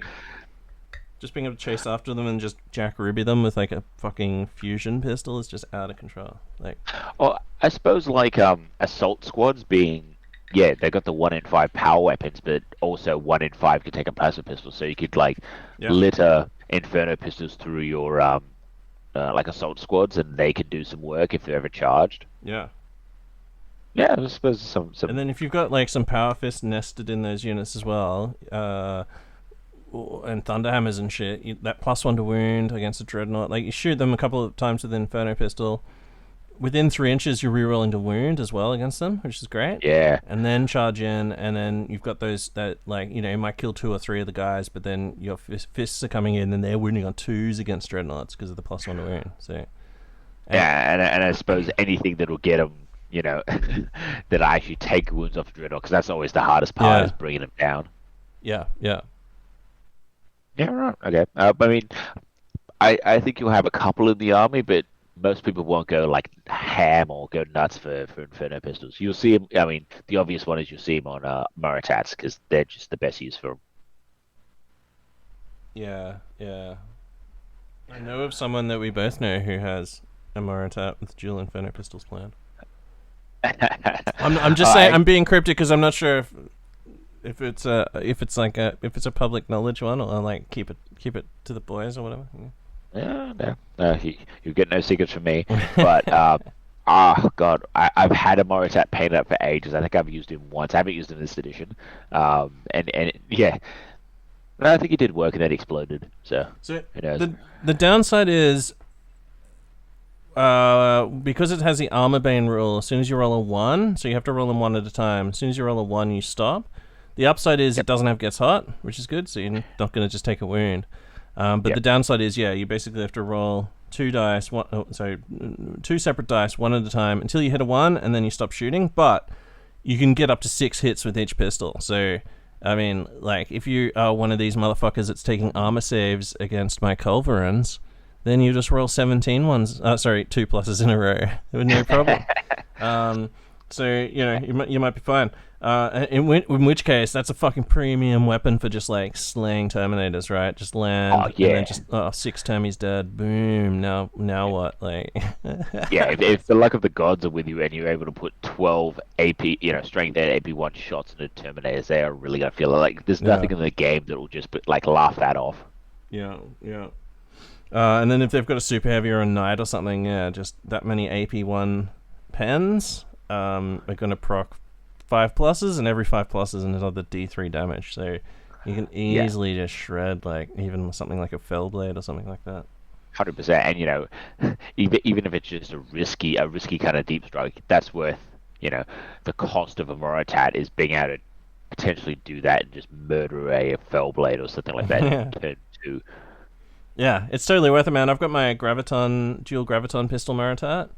Your extra safe Moritat. Yeah. He just straight up. Yeah, he doesn't have armor bane or gets hot, so he just rolls 12 dice. But to try, because I'm not a total fucking melt. Like I didn't give him a jump pack, so he has to sort of like use his. He doesn't. He does have a 4+ invuln because he's got a cyber familiar. He's not he's not retarded. But to try and sort of just like bring him down a little bit and not be like totally atrocious, I didn't give him the jump pack because I was like, oh yeah, it's an extra movement, it's pretty good. But then once I discovered fucking deep striking, I'd be too tempted to just deep strike him and be a total fucking motherfucker with him. But he just cleans up, like when dreadnoughts come into my deployment zone, if I'm running him, he just fucking cleans up. Those 12 shots are just fucking amazing. Keeping them alive after that can be a problem. Like, but if you're running this duel, there is a unit. Spoiler alert: the Silver Mask guys. What are those guys called? The War Crimes guys. That just fucking plausible deniability fucking unit. We don't know who burned that village, man. There's 100,000 guys in our legion, and those guys were wearing masks. So if you didn't see their faces, I mean, how are we meant to know? We don't actually keep records on who's doing what. With all of our high tech shit, we don't keep records like that. That wasn't me. That was Mask Boy. Okay, so Inferno pistol, fucking great. Now this is something that's even fucking greater. Perdition weapons now, slightly different from the old Blade of Salty Tears. They basically, the Blade of Perdition now is just a variety of, it's basically all the power weapons rebranded to now have brutal 2 at the end of their entry. The Maul of Perdition, though, which is a power maul, is +3 strength instead of only +2. +3. It's +3 strength instead of +2, and it's two-handed. Sorry, I was reading the two-handed and trying to say not two-handed, and it was breaking my mind. But it's two-handed, unlike a normal mace, which is one-handed +2 strength. So that's the only difference. So they're all like that. They're all basically, you think of a normal power weapon, except they're all +1 strength onto what they were before. Brutal 2, but two-handed. Oh, they are +1. Oh, sorry. Yeah, you're right. Sorry. Yeah, because even a bladed Perdition, like the sword one, +1 two-handed, yeah. brutal 2, but +1 strength. Yeah, and the power axe is +2 strength, so strength 6, AP 2, unwieldy, two-handed, brutal 2. So it's strength 6, AP 2, brutal 2. That axe is fucking sick. Like, I rate that axe, man. Like, strength 6, AP. I didn't realize I thought it was just +1 strength. I thought it was strength 5 base. Holy shit. And then the +1 to wound. So you're already, I guess, like, you don't even need it against, like, normal Marines. Yeah, but it's like you wounding use on it against a Dreadnought. But A brutal 2. Yeah. I mean, you go, force to wound on a Dreadnought with an Axe of Perdition at brutal 2. Yeah. It doesn't sound awesome, but the fact is a sergeant can take these. And that's the biggest difference. So any power armor guy, only independent characters could take them. Now any character can take a Perdition weapon. Dude, imagine holy shit, this is like my worst nightmare. Like, just a basic veteran unit as a squad. With just fucking shitload of them. Like, holy shit. Like, oh man, if it was any blood engine to take them, unfortunately it is only only characters. Sergeant? Is it only character? Yeah, oh yeah, sergeant. you're right. Oh, it is But, character like, sometimes. Yeah, you're right. Okay. Apothecaries, carried tech marines, all your consularis, and your centurions and your praetors can all take them. I think the big one is apothecaries, honestly. Yeah, and it's only a 5-point upgrade. Oh my god. On a power weapon. So you still got about a power weapon. Yeah. So it's But, like 15-point base for an apothecary. But I mean, the Blood thing is, Angels have like a full apothecary sub-theme. It's one of their sub-themes, right? So, oh man, that's so crazy. But like, some of the weapon swaps for different legions are like, you can replace it with a power fist, but then some of the consulars can't take power fist because of the restrictions, but all of them can take a power weapon. So all the Blood Angel ones can get a Perdition weapon. Yeah. So I think that's a big one. Like, you can even have a Master of Signals kicking around with an Axe of Perdition and just wailing on fuckers in the back line. Yeah, 100%. Yeah, there's no reason not to do it as well. Like, I mean, is it as good as a power fist? Maybe not. But again, in a lot of situations, it's going to do more. I'm just thinking about that Maul of Perdition, right? It's +3 strength AP3. So if anyone's playing Mechanicum in your meta, holy fuck! Like, because you're going to be wounding on 3s with the +1 to hit if you charge, or the +1 to wound if you charge, and it's AP3 brutal 2. So they're going to take 2 set. Like, you only need to get 2 wounds on a Castellax. I guess they get a 5+ invuln now. Yeah. But that's a fuckload of wounds. So. Like two dudes would be easily able to just end a Castellax on the charge before it even gets a strike. Yeah, 100%. And even just like, even if it's not necessarily AP2, brutal just piles on the wounds and makes rolling that 1 that much more likely. But yeah, I really rate them. I think even a bladed Perdition, there's every chance because it's a striking initiative order, you can roll that 6 for rending, and it might as well be AP2, brutal 2. Just piling on the wounds. I think I take an Axe of Perdition on my chaplain. So we can just get to work. Spirit Perdition, reach 1. That's really good. Having +1 initiative on a sergeant or a Terminator sergeant. Yeah. Really, really good. Biker sergeant. Yeah, absolutely. Or, an assault marine sergeant with that spear Perdition, and the rest of the guys in his unit all have spears, like normal power spears. means you're getting a lot of initiative 5 attacks Mm. outside of before anyone else is attacking. If you're just fighting like AP3 Marines, even like veterans who would otherwise be so hard to get through all that armor, brutal would just cut straight through vets. Yeah. So I mean, is it as good as the old Blade of Perdition? Yeah, yeah, it isn't, especially with the plus one to wound is gone now. But I think there's a lot more variety, and you'll see they're really good on sergeants. I'm taking them on my Terminator sergeants. Yeah, you want to take them on basically everyone who isn't your Praetor, because your Praetor's gonna either have a Paragon Blade or a Thunderhammer, I guess, depending on what you. No, 100%. And none of them are specialist weapons, so they don't give you any benefit in a dual wielding it with a Paragon Blade. They're all two-handed anyway. Yeah. Yeah, man, that maul is really interesting. Like a two-handed, like fucking mega maul. That's kind of cool. Yeah. Okay. Well, yeah, like you go like a destroyer sergeant or something with the maul of Perdition just wailing on fuckers. Yeah, yeah. Just smack like on the charge. What's that? Like 3 attacks. Boom, boom, boom. Mm-hmm. All right. Okay. Let's talk about the Iliastes Assault Cannon. It's the last piece of their like special shit. So everyone knows what this is. It's a range 24, strength 6, AP 4, assault 4, rating 6+ weapon. The new malfunction rule is it has gets hot if you fucking do a reaction. Yeah. So that is kind of a ball ache because there is, spoiler alert, a unit of war criminals who wear masks so no one knows who they are, even though that's the only thing they changed on their armor. And they can take all assault cannons each. And if you had 10 of them and someone charged you and you suddenly had to do gets hot, you'd have to roll them all separately. So, yeah. I mean, having said that, with my culverins, when I do the Iron Hand special thing, I fire each one twice, so they fire 10 shots each. Mm-hmm. I roll them separately, and it doesn't take that much extra time. Yeah, like I think it's okay. I mean, I don't think it'll come up as much. And if you're really scared of losing guys, especially with that unit, you can just pull out their like Volkite pistols and fire all them instead.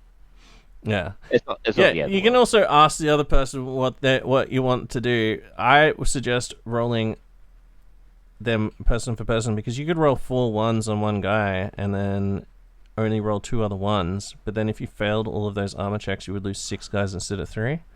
Yeah. So, like, it makes for like rules, arbitrage. Like, I think you need to roll them separately. Just a pain in the dick. That's all.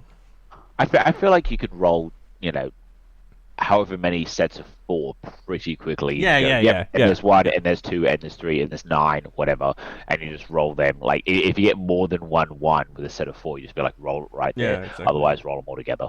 Yeah. But otherwise, yeah, it's a 4-shot assault cannon. It's assault, not heavy like the carries. I'm pretty sure the carries is heavy. Yes. But really good. Any Blood Angel infantry can replace a heavy flamer with 1 for 10 points. This is where, and then I think that's pretty good value for money. Mm-hmm. Value for points. Mm-hmm. Everything underneath it though is a bit shitter. So a Predator can replace the Predator cannon with a twin linked one. Oh, wow. I don't think this is as good as it used to be, because now Predator cannons are 4 shots anyway, and they've got rending 6+. So you're basically trading 24 inches of range for twin linked, and that's the only difference. The Iliastes, that wouldn't count as a battle weapon, right? Because it's only strength 6. So you'd be able to do reactions with it. Oh, that is a good point. So yeah, you're trading. Yeah, but you're also trading the +2 strength as well for popping tanks and Terminators. Oh yeah. But if you want to go all miniguns, it's not terrible. Like you're getting. Yeah, true. And the other thing is it's twin linked, which kind of like fucks off the gets hot thing as well. Because the reason you'd want that, like I think, like I've recently had charged my Terminators, like landed, shot, and then charged a unit of 3 Predators that had 6 Culverin sponsons, and they were able to return fire and Overwatch, and because they're Emperor's Children, it was at +1 ballistic skill. Oh, So they just fucking shot. Yeah, they shot the fuck out of me. So like a Blood Angel's Predator, where you've got like maybe assault cannon. Maybe can you exchange the sponsons for? Yeah, you can exchange the sponsons for assault cannons as well, and you can take a pintle mount for assault cannon. Probably ends up being way more points than just having assault squad. Get like assault cannon tac squad, right? Like or whatever. Yeah, yeah, you're right. So I think the turret mounted can make sense, but like if you look the next part down, anything with Dreadnought or vehicle can exchange a heavy flamer for an assault cannon for 20 points extra. Oh, yeah. Yeah, it completely blows out. It used to be that's 10 nuts. or 5. Yeah, that's fucking crazy. That'd be an extra 60 points on top of a Predator. Right? Like, yeah, whereas, like, heavy bolters are 4 shots now. So, do you spend, 20 points to make it +1 strength and rending 6+, or do you save 20 points and take a heavy bolter and get an extra 12 You could have a Culverin's 5 shots, and it's only 10 points. Yeah. Right? Oh, yeah. Well, there. What the fuck? Shit. Yeah. Just take a Culverin if you want to, like a mid tier kind of thing. That's bizarre. Yeah, I just don't think Iliastes is worth it on vehicles anymore. Yeah. But at least the rules are there. If you want to do it, you can do it, and then you can ride into the show and tell me how wrong. There's every chance a Predator will just if you roll badly, glance itself to death in a reaction. Yeah, that's true. That would be real sad. Yeah. Maybe there's other. Maybe like sabers are a better option because you can just take a bunch of shit on there. But... All right. Okay. I don't think sabers could take heavy flamers though. Oh no! I mean, like I was thinking, just like a tank where all of the weapons are really low strength, like that. So because it allows you to return fire. Because otherwise, vehicles just can't return fire, or they can just with a couple of heavy bolters or a couple of sponsons. But if you can get that mass amount of weapons, it's worth doing a return fire, or a Overwatch or something like that as well. Yeah, it's actually not a bad idea. But for 20 points each, just kind of wrecks. Like I mean, if the rest of your army is really tight and you're not worried about sort of blasting out like fucking up to 60 points for some weapons, it could be cool. Yeah, I feel like I'd rather just have the rapier battery I could buy for that. Yeah, exactly. Yeah. Maybe it'll get an update at some stage, and it'll bring it back down to like sane points. It would be cool if they could take assault cannon tarantulas. That's what I'd like to see. That would be actually sick. Assault cannon rapiers with like quad assault cannon. Quad assault cannon rapiers, yeah. And assault cannon tarantulas. So you just like doom. Yeah, they're fucking. We don't like actually putting them on our vehicles. However, as automated weapons, it's pretty good because it fires a fuckload of shots. That also looks cool on the table too. Well, that's the thing. Like, you can take a heavy weapon squad with all Iliastes assault cannons, and they're assault, so they can just run around the battlefield, Iliastes the shit out of stuff. And they're I think a bit cheaper than Angel's Tears. Obviously, they have jump packs, but you can like chuck in a rider or something, jump out, and just vape a unit. Yeah. I mean, obviously, fucking Imperial Fist can just do all that, but better. Yeah, exactly. Yeah, and they get +1 to hit with their assault. Yeah, +1 to hit with all of it. Isn't that good that they've had all this time to drill with this thing that's just been introduced? Yeah. Okay, so let's get into the units. I'm gonna blast through these. So Dawnbreaker cohort, 150 points for a veteran unit, basic 5 guys. They've got a Warhawk jump pack, so they're jump guys. They have this special falling star pattern power spear, artificer. A couple of rules. They can take. We'll talk about the special rules in a second, but they can take up to 5 extra guys for 25 points each. So remember that, for 25 points each. And they have a special, and they're veterans, so 2 attack space, weapon skill 5, 2 wounds each. Artificer armor, so 2 plus armor. So pretty good for 25 points, I feel. Any model can take this Equinox power blade case thing. We'll talk about that in a second. Entire squadron can take melter bombs, so they can be multi-roll, deep strike, melter bomber, fucking whatever, Dark Angel's Spartan or whatever. And then the Dawnbreaker dude can take a Perdition weapon or a power weapon. But I don't think you're gonna want to swap this spear. So the spear is +1 strength, AP 3, melee, reach 1. So initiative 5 now, weapon skill 5, 2 attacks base, 3 in the charge. Rending 5+. Holy fuck, do they have a pistol as well? So they get... No, they don't. They don't have a pistol. What? Just 2 attacks. Yep. Why didn't they have a pistol? Oh, okay. Because otherwise, then they have 3 attacks each. And you can't have that. That is a fucking sick unit, though. Initiative 5, extremely good. It's one of the reasons Emperor's Children, I think, are really, really good at the moment, is because of that fucking +1 initiative bullshit. Also Sonic Shriekers, also all the other stuff. But yeah, striking initiative 5, weapon skill 5. That means they're on par with all of the other like elite hard hitting units, and it means that they just like tower over shit like tactical squads. If you want to fucking just delete a fucking 20-man tactical squad, if you have 10 of these guys, and you deep strike and assault them, you will fucking destroy them. Like you won't kill them all, but you'll just beat them by so much they're just fucked. Right? Yeah, absolutely. So that's like a whole really 20-man scoring squad out of the game. Like, boom, there you go. Like, most of the time. Obviously, some results may vary, but if you think about they're taking, like, hitting on 3s, wounding on 2s,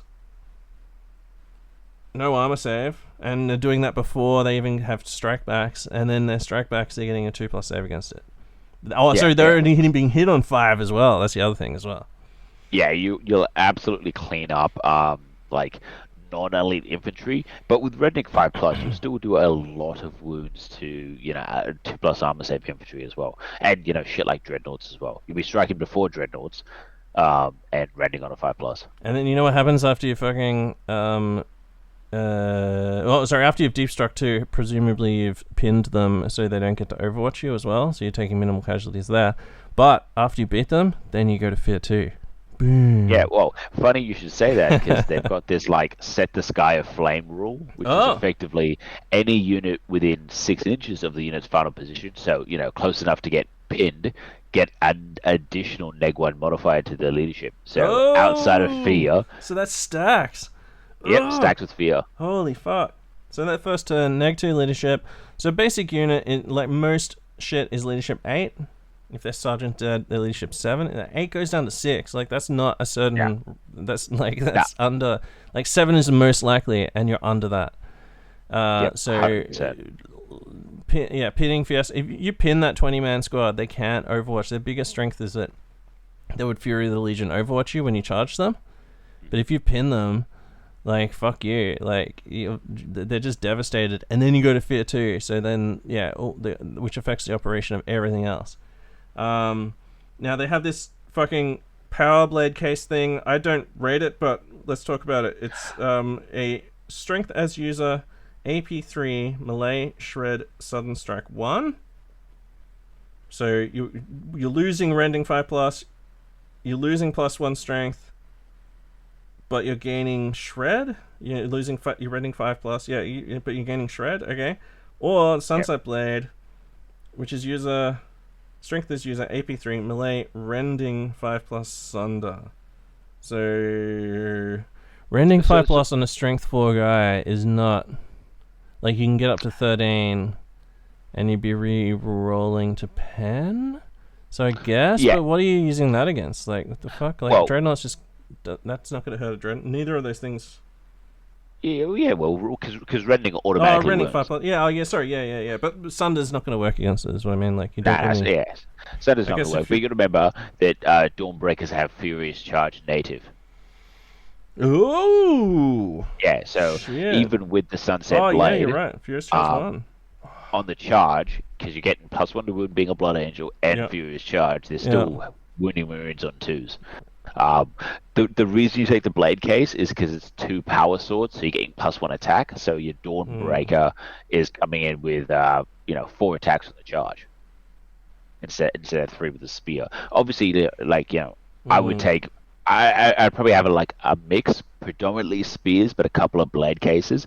Because you got to remember, they've also you can use it's like use the sunrise blade against like against your tax, right? Marines. Against tax, you strength 5, AP 3, shred, but you're going initiative 5 as well, so you're keeping that sudden strike. So you're just gonna like cut down a bunch before they even get to strike. But then all your spears are also gonna just turbo fuck them anyway. So I don't know. Yeah.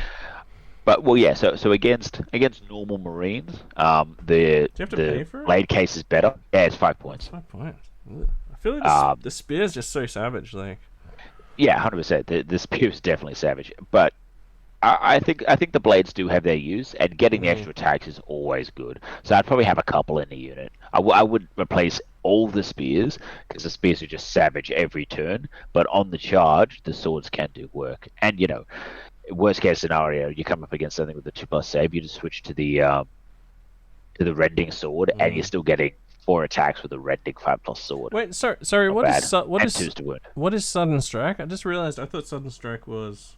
Sudden strike is +1 initiative on the charge. So what is reach 1 then?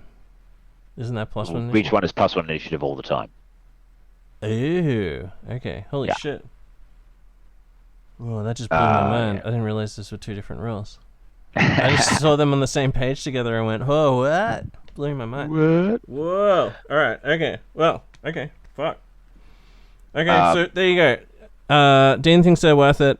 I reckon just spears all day, brah. Falling spears. Just go stabbing. I reckon a bit of a mix, and then Perdition weapon on the champion. Are there models for the case blade thing? Eh? I don't think there are. No, I think you have to make it your own. Spears, you can use like Grey Knight swords or something. Or whatever. And the last thing they've got is a grenade discharge, which I think in the fluff is supposed to be like a leg-mounted. Oh no! Sorry. I think at one stage in the fluff it was a leg-mounted like grenade fucking canister thing, but I think in the models have it on like a wrist-mounted grenade launcher. It's basically just a 12-inch range, either frag going strength 3, AP 6, assault 3 pinning, which could be kind of cool if you don't get that like deep strike pin, or crack 1 shot strength 6, AP 4, which it's better than a bolt pistol, right? Yeah. You just pile it. Yeah. It could. Yeah. Well, it's good. Like if they are pinned, then you can just from the deep strike, then you just drill them with some strength 6 shots, which are always good. But if they aren't, then you just have one more chance. Just like, come on, fuck you. Yeah, 100%. Because even if they're a non-rule shooting unit, you still want to get the pinning off, because it stops them from holding the line and cutting off all your charge bonuses. A lot of your charge bonuses. Yeah. Just stopping those reactions is, oh my god, that's super helpful. Yeah, and against some units as well, like, that can just totally spell their doom. Like you couldn't. Like, it'd be a fool's errand to charge into, say, like, a 10-man Melter squad.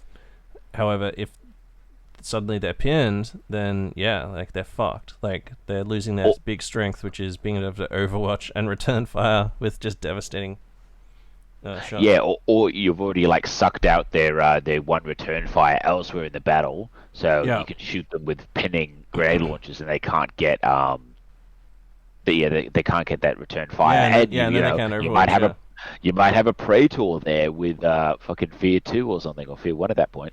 Yeah, or Fear 4, maybe. Or Fear 4.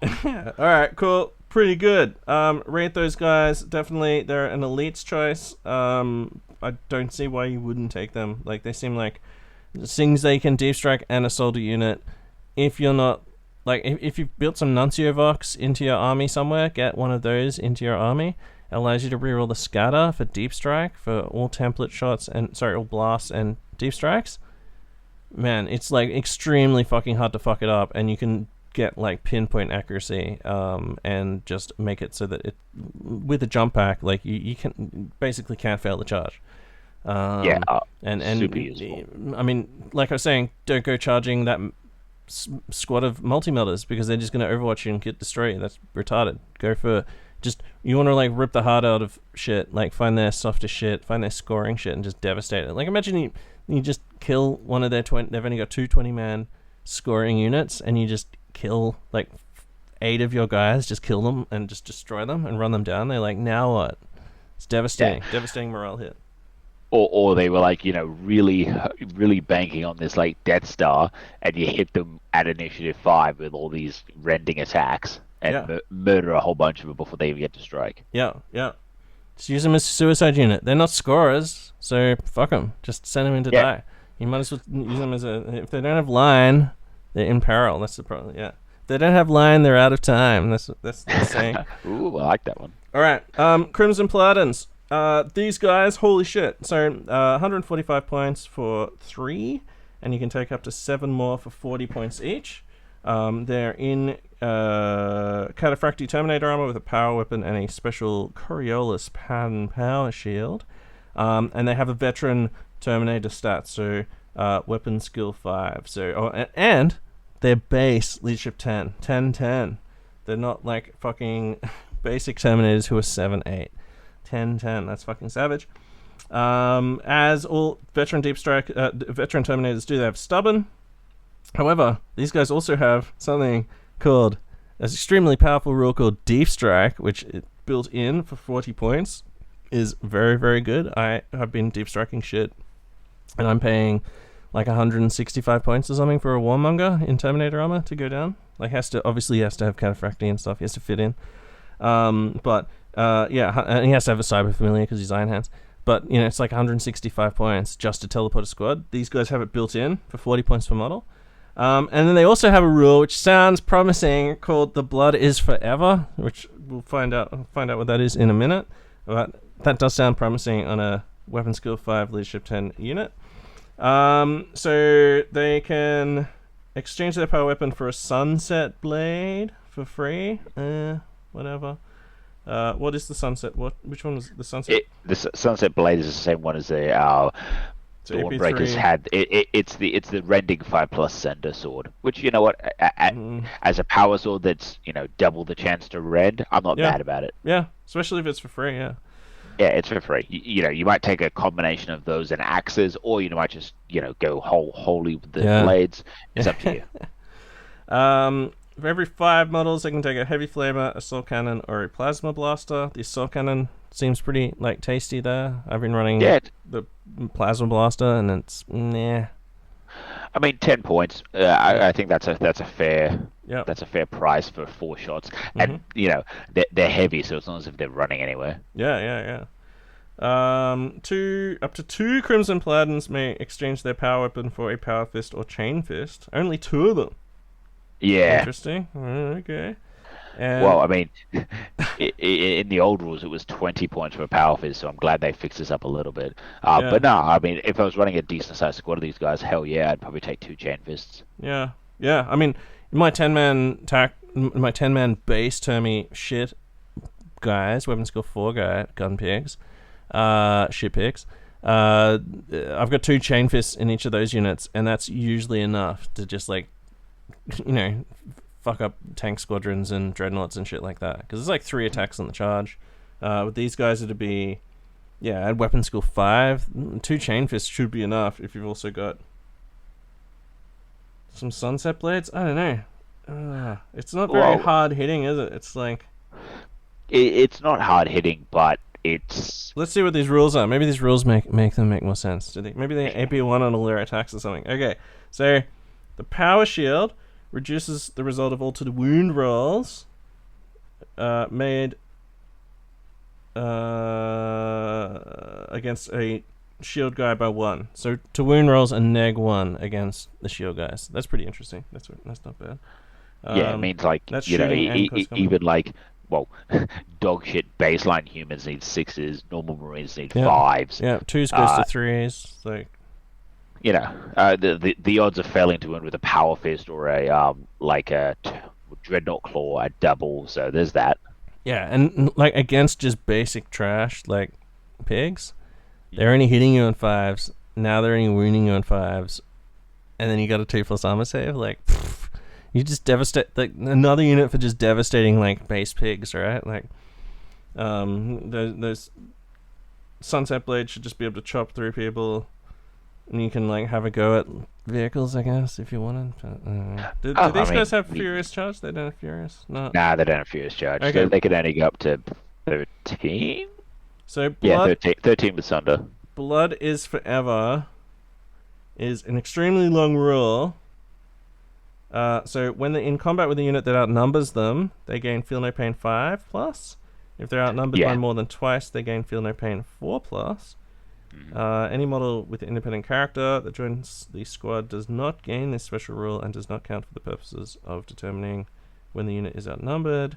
Each Crimson Paladin and Crimson Exemplar is counted as 2 models, as they have bulky 2. Yeah. Okay, whatever. So that's like, I don't know.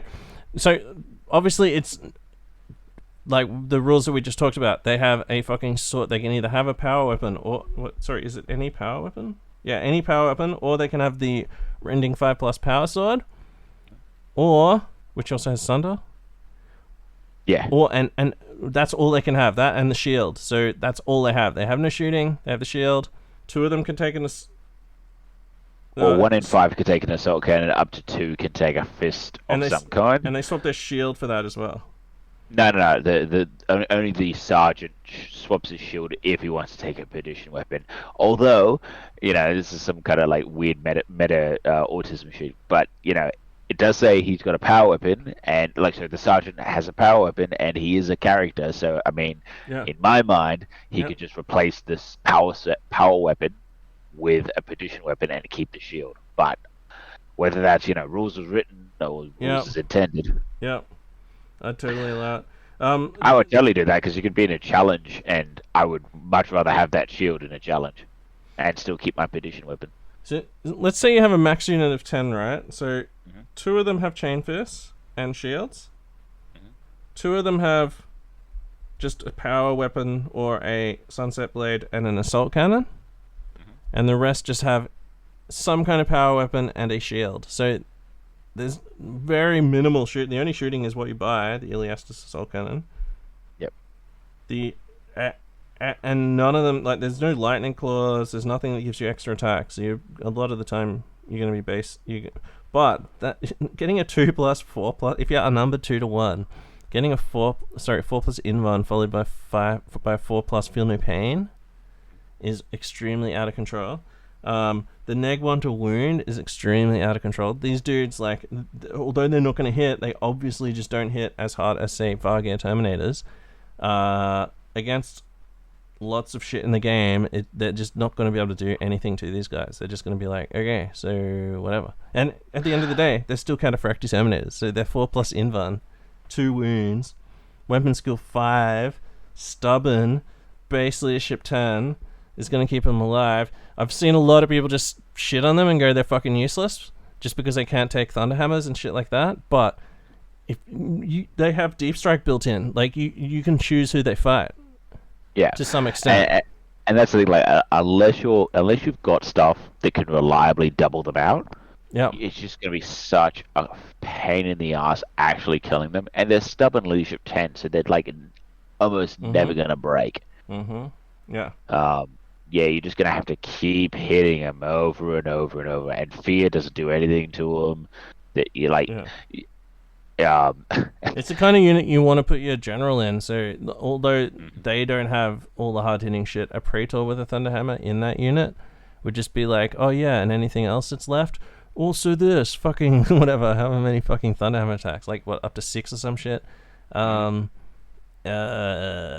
just having your fear 4 bomb in there, Traitor. Just okay, so number 1, Vargan, you're gonna find it very hard to hurt me, and then number 2, when you inevitably do start losing combats, then you're fucking fear neg 4. So if your sergeant is alive, you need to roll 4 or less. If he's not, you need to roll 3 or less on 2d6. Good luck, GL.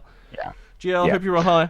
Yeah, and you could just throw it a 3-man squad, a base level with no upgrades, and they'll just be a pain in the ass to kill. Yeah, you can throw them against they're just an elite's choice. Yeah, if you have 2 slots, just 2 units of just the base 3 and just teleport them both down. Like, just be total pests.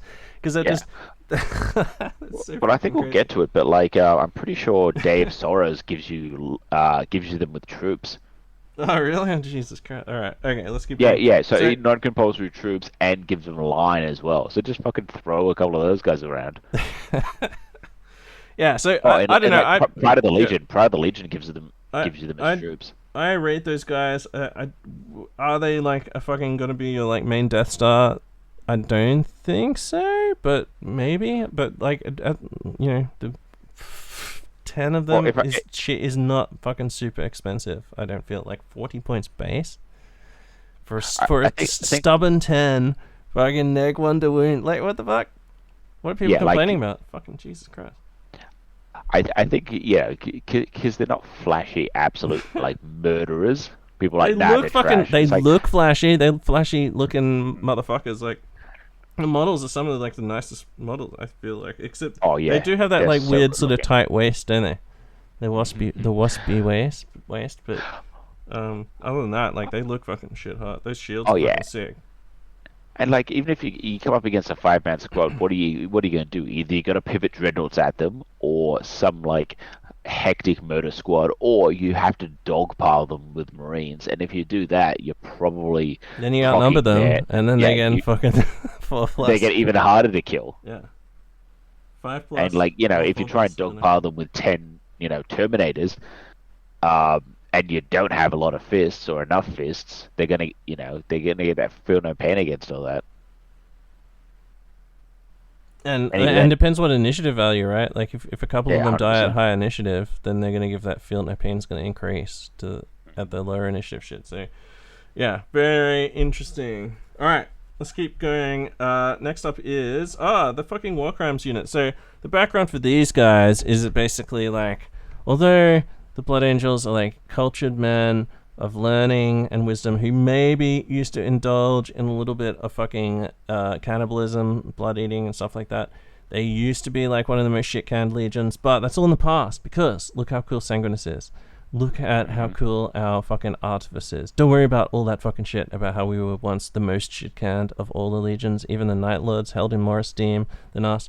Don't worry about all that shit because we're fucking cultured. However, also... have we got the War Crimes fucking masks done yet? Like, fucking get those silver masks out. So, the idea is that although the Blood Angels are just like, yeah, cool, we're like paragons of wisdom and shit, secretly, Sanguinius is just like, okay, so, yeah, we all understand that we have to, like, keep up appearances, but at the same time, sometimes we need to just burn, say, a couple million people with phosphex and shit because they're infested with alien DNA. So... what we're gonna do is that so that no one is like held responsible, because like obviously if we just like say Detachment D, you have to do it, everyone will be like, oh, Detachment D, they're those war criminals. What we're gonna do is just draw people randomly and give them a mask and then ask no more questions.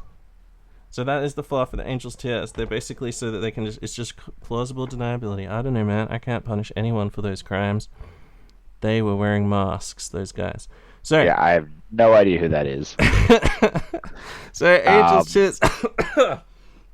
Yeah, I like it. I think the new Blood Angels fluff. We didn't really talk about the fluff at all, but book 9. Book 8. Book 8. Sorry. Yeah, book 8. Yeah. Yeah. Oh, Legion 9, book 8.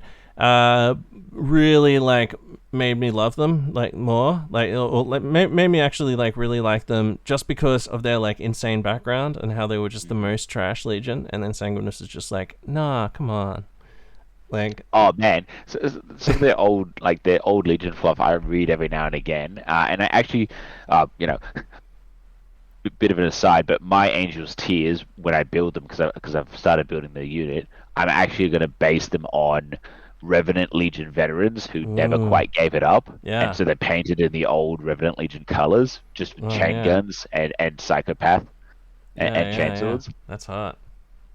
Yeah. But yeah, no, I loved it. You know, they got dropped on a planet with no supplies against like an entire world worth of enemies, and they just kept like murdering, stealing their kids, turning them into blood angels, and sending them against their like dads until like the Imperium eventually like rocked back, and it was just this world like with like 3 companies worth of new blood angels with no equipment, and they're just like, yeah, world's pacified. What the fuck? Just like they ate this entire civilization over the course of like a decade. So good, man. It's so good. Oh, yeah. I love that fluff. The implication there is that the Emperor, that specifically why he created the eating brain thing, was so that if all else failed, he could just turn the Legion into a just fucking, you know, eat the dead Marines, gain their fucking combat abilities essentially, and then just send them into combat. Well, yeah, that's kind of like, what it says, 100%. right, about the Blood Angels. That's kind of what they were doing, right? They were eating their dead as well. And like and the Legion master of the Blood Angels was this like dude who had been there since the start of the Legion. He'd been reported dead like a dozen times, but he always came back because they just basically all the captains got together, selected one dude. He ate the corpse of the previous Legion master until his like features and shit and personality rose up. And took control of that marine, and therefore he like never died. Maybe that's Hadriel. Maybe that's Hadriel's thing. Is he's like the secret last, you know, the secret last Revenant Legion captain who it just keeps getting eaten by his second in command or whatever. And keeps going back as Hadriel, so Hadriel never dies. Well, there was I always think because the Black Books could do a good and obviously all the fluff and the novels and everything do a good job of explaining sort of what's happening with the majority of the Legion, you know, and the Primarch and that sort of thing. But when you go back and read like Book 4. And also the original sort of fluff, like the original Black 1 and 2 and stuff, just the fluff on Space Marines and shit there. If you read that, like Marines were being sent off world, like essentially as soon as they started sending rogue traders out, detachments of Marines were going with them, up to like entire companies of dudes. So think about those guys. Some of those guys were just going into the furthest regions, and you know, fucking maybe bloody adventures happen and all the basic humans die, and then the Marines are the only ones left because they're the most survivable, you know, toughest, able to, you know, not be killed by mind control or some fucking warp shit or whatever, and then they just find themselves like on their own, and then that's sort of where the Black Shield idea of Black Shields and shit comes from. But if you think about like the Revenant Legion doing that, and just, you know, that world, the Imperium went back, right, and checked on it, whereas like how many of these like Revenant sort of groups have just are out in the galaxy, like in the fucking Halo stars or whatever, eating civilizations. Yeah, 100%. Growing more dudes. Yeah. There's like, you know, in 40k, maybe you know, this random company of fucking like absolute psychopaths, or you know, the Imperium finds like entire like chain of worlds run by, you know, weirdly transhuman vampires. Yeah, exactly. Yeah. That actually have no knowledge of the Emperor or Sanguinius because they've been out there so long and so many generations. Oh, it's so good. Yeah, fuck, you're making me change, bro. Like the more fluff and shit. You're killing me, man. Yeah. What do you talk about these Angel Tears? All right, okay. So Angel's Tears, these are destroyers, essentially. So destroyer stats.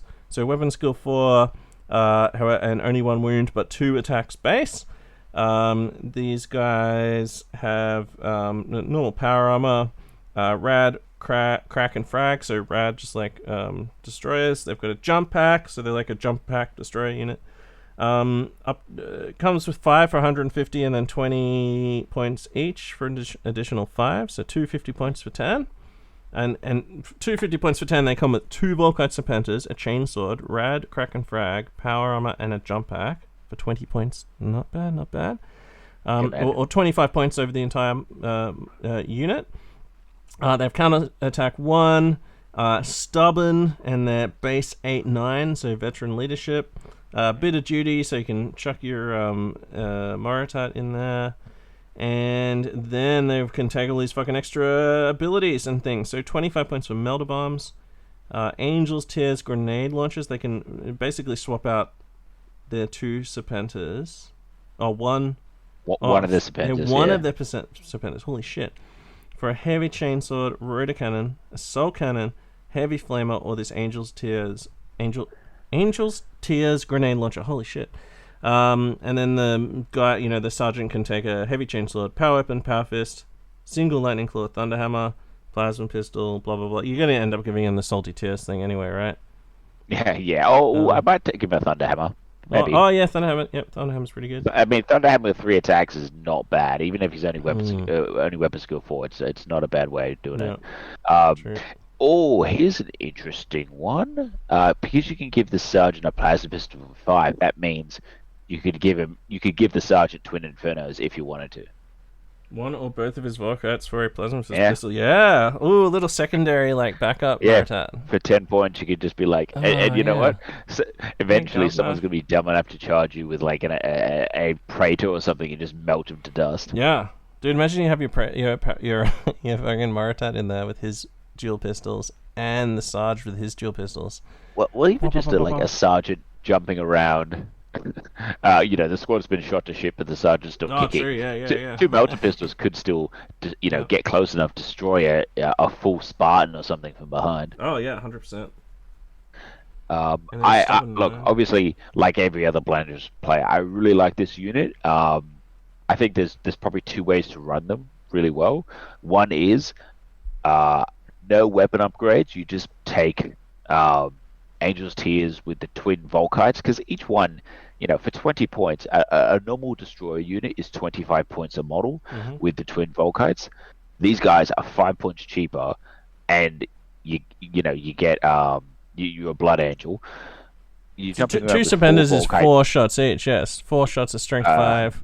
4 shots per dude. So you're still pumping out a 10-man squad is pumping out 40 Volkite shots with a jump pack, and you charge your what is it?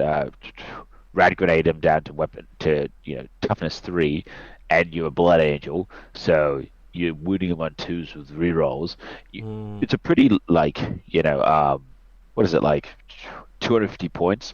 Let's say 265, something like that, for a Perdition blade on the sergeant. That's a pretty good close combat unit. If you didn't want to take any weapons, or you just go full machine guns. Yeah. Or actually, if you're going close combat, you take the heavy chainsword or one of the Volkite Serpentas. So you either have that's the the thing. chainsword. It says any, so you can just make a mix of whatever you think looks coolest. Like 3 guys with some heavy chainswords. 3 guys. And the heavy chainsword would allow you to double out like Terminators if you get through the armor. Yeah, and you're swapping the heavy chainsword for one of the Serpentas. So that guy's still firing 2 shots. Womp womp, and then he goes in 2-handed with the sword. So I mean, just wait, is a Serpenta 2 shots or 3 shots? Yeah, they're pistol 2. So charges to a caliber is 3 now. A culverin's 5, but yeah, Serpenta went from just pistol 2 is the thing now. It used to just be pistol 2, but now regulate. Yeah. So it means a Moritat with 2 of those Serpentas can fight each one 6 times.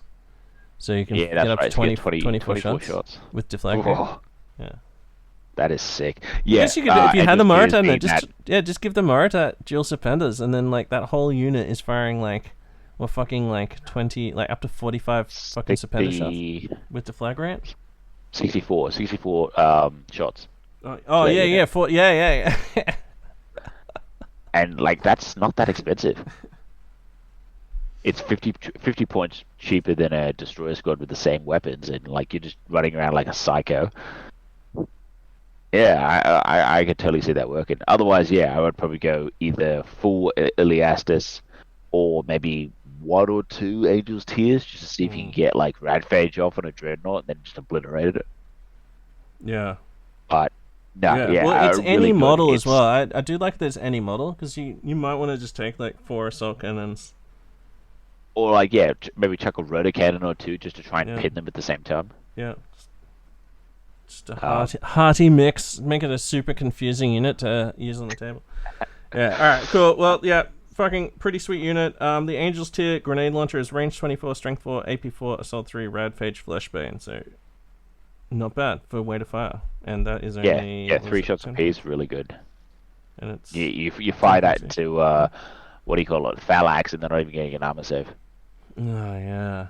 Yeah. And think about, like, that's assault 3, strength 4, AP 4. That's just gonna carve apart fucking Solar. Mm-hmm. Or man! Imagine when the traders get like beastman squads or whatever. Remember in one of those books? The beastmen. Like, well, I mean, but then again, 10 Iliastes will just dissolve whole units of militia. Yeah, God bless them. Emperor bless him. All right, next thing and last unit from this book is the Incendius Dreadnought. So this is a Contemptor Dreadnought.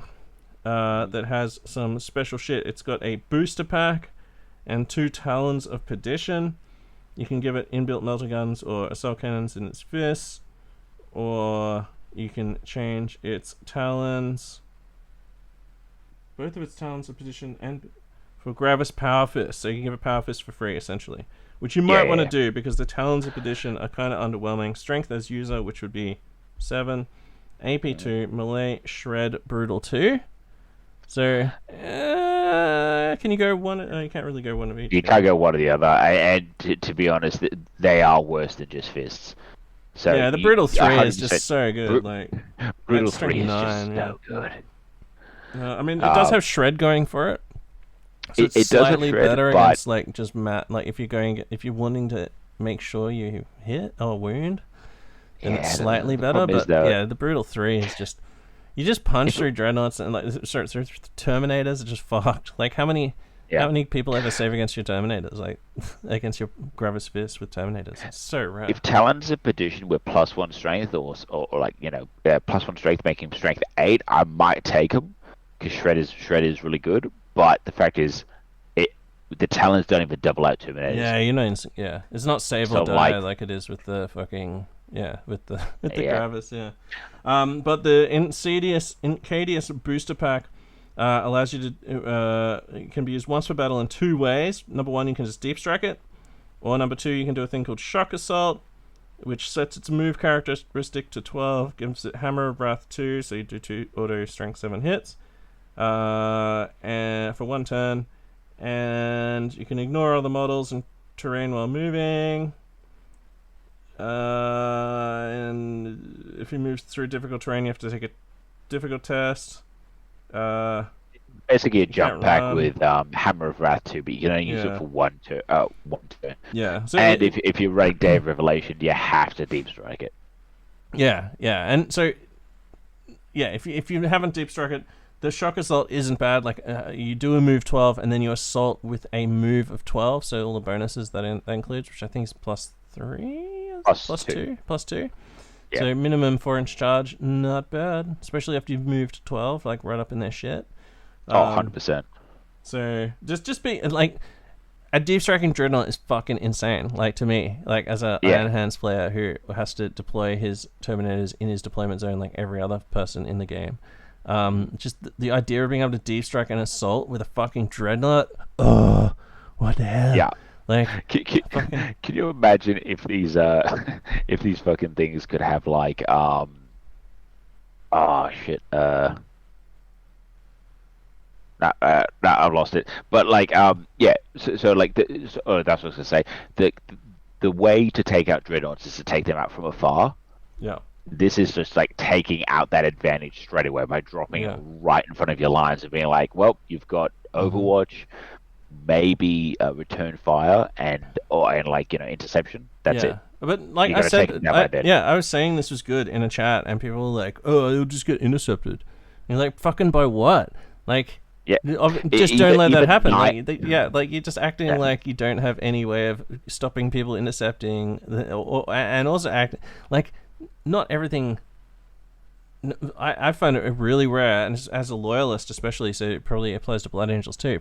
Most of the time you're playing against Traitors, and Traitors, spoiler alert, They're all just running at you. They don't give a fuck about shit deeper striking in their backline. They don't have augury scanners and shit. They're all just like in vehicles driving at you at full speed, just going like, fucking kill the fucking enemy. Like, I'd been deep striking like 20 Terminators into people's lines, and no one's done shit. Like Overwatch, yeah, but like, no one's like, the traders are not like studiously guarding their backlines with like overlapping fucking interception. That's for sure. And even then, you're still deep striking, so there's every chance you'll pin them when you come down with your Dreadnought. Yep. But no, I find it's a super. Oh, I just realized. Yeah, so it's a super economic option. It's 200 points, but you get a Dreadnought. Sorry, you get the deep strike pack. You get you'd always take 2 fists, but you get 2 free heavy flamers, which is automatically already better than the twin bolters. Yeah, you don't get all the options of a normal contemptor as far as fist weapons, but for that close-in fight, you can take Iliastes for only 15 points each. Well, yeah, that is better. Yeah. Or you take 2 melter guns. Do you know what I just realized as well? It's a fast attack as well. Yeah, which is it's fast attack, fucking, man. the slots that you've always got a fast attack slot empty. Like, holy shit.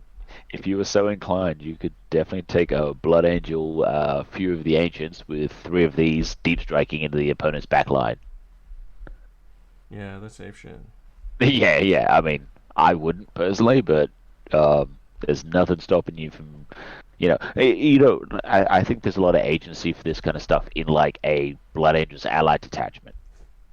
Yeah. And just, not necessarily taking Dead Revelation, but, Blood Angels. What you want to do, dude, is you want to make a 3,000 point army, organize to play a team game versus 2 other people, 2 traitor dogs, and don't tell them that you've secretly allied against a 3,000 point deep striking custode army, and then both of you just deep strike all of your shit into their line and just turn 1 them.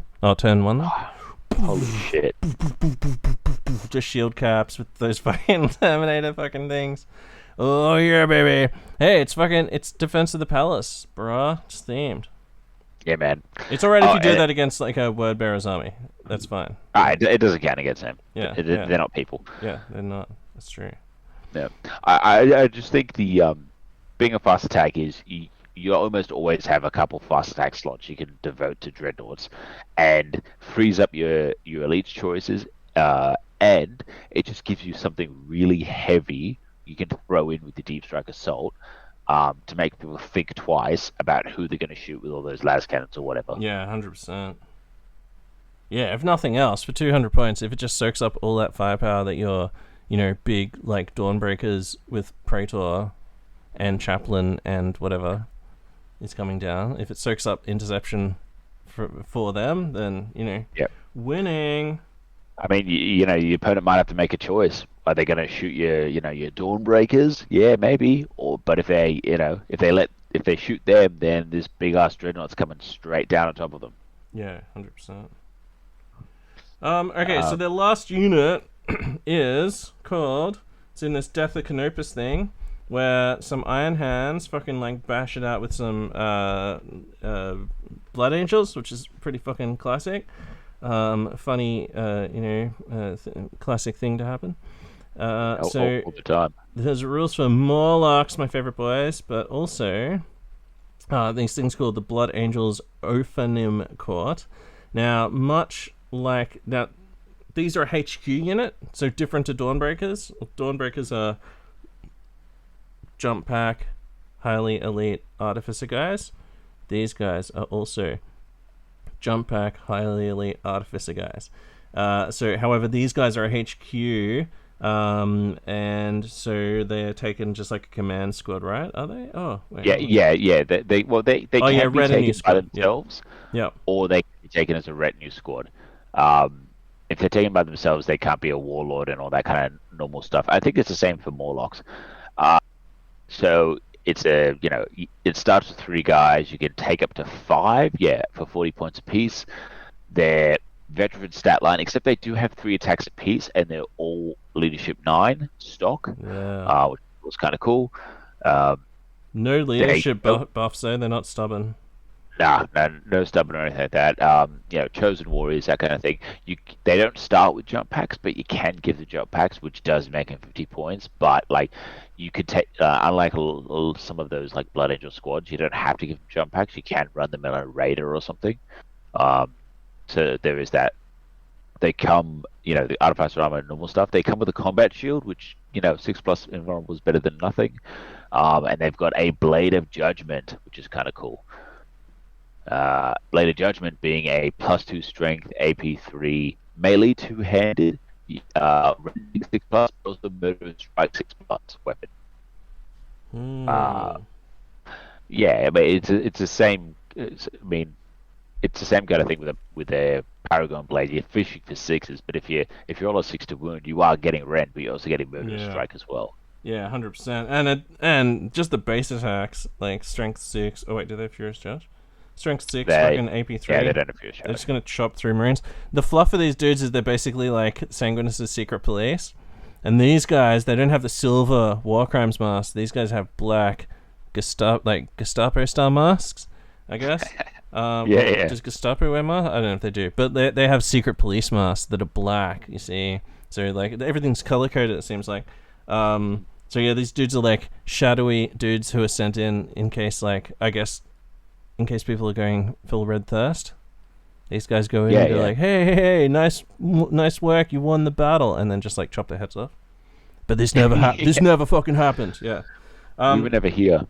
So, weapon skill 5, so they're basically veteran stats, weapon skill 5, wounds 2, 3 attacks base, leadership 9, artificer armor, the Blade of Judgment, which we just talked about, Shadows of Judgment, so if they're in a challenge with any other Legion Astartes faction model, a model of the special rule gains +1 to initiative, can reroll failed to wound rolls, and gains rending 4+ special rule.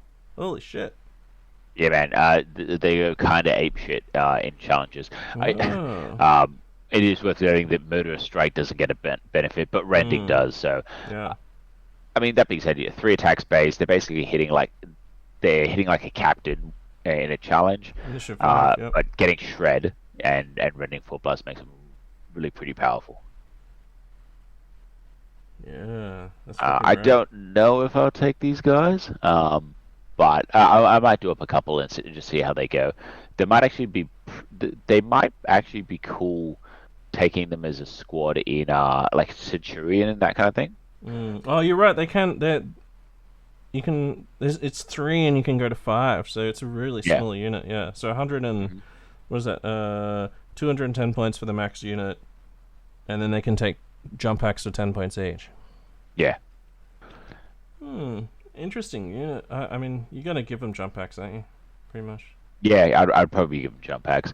And yeah, just drop them in. Like I don't even know if I'd attach them to my Lord. Just drop them in. At the end of the day, they'll obliterate anything with a 3+ save. They'll probably, and you send them up against sergeants. In a challenge, they'll probably murder whatever sergeant you throw up against them, and then the rest of them will go pretty ham against the squad. I'll give them a shot, see how they go. Otherwise, you know what? Can take them as your general. You can take them instead of your general. So basically, which is fucking. That's an awesome fluff thing to have in your army. You run an army that has no warlord guy. It just has this I guess you have to choose a model in the unit to be the warlord, but the idea is basically there used to be a fucking Traitor, but he just went mad or something and got fucking executed by Orphanum, and then now they're in charge. Yeah, except you can't. A model with the rule can never be the warlord, so you have to take a warlord somewhere. But you could definitely have a fluff that some master of signals now is the warlord, and these guys are just kind of running it from the back. Right. So they can't be the warlord, but they can be a HQ choice. Oh, interesting. Yeah, right. Ooh. Yeah, I don't know. Yeah. I mean, you could take them as a retinue squad, and they're definitely more killy than a command squad. So yeah, run them, see how they go. Worst case scenario, you don't like them, just use them as a command squad. Yeah, there's some nicely converted up models for them in the PDF as well. They look pretty cool. Some like But yeah, black those helms. are the units. Yeah. Wow. I like them. I think all the units can find a good place in an army. There's no like dog shit units anymore for the Blood Angels, which are really, really good to see. I think this kind of new. Yeah, I thought you said they didn't get that much, and they got 4 special units in the book, and I guess you had to wait a little while for the other one, for the Orphanum. But 4 units plus Sanguinius plus whatever his name is, the guy Crohn's disease. The what? Isn't it some guy called Crohn? Somebody like Crohn's disease? Isn't it like a shitting disease? Isn't that a shitting thing? Justica Asta Crone, yeah, that's it. Yeah, gross. Alright.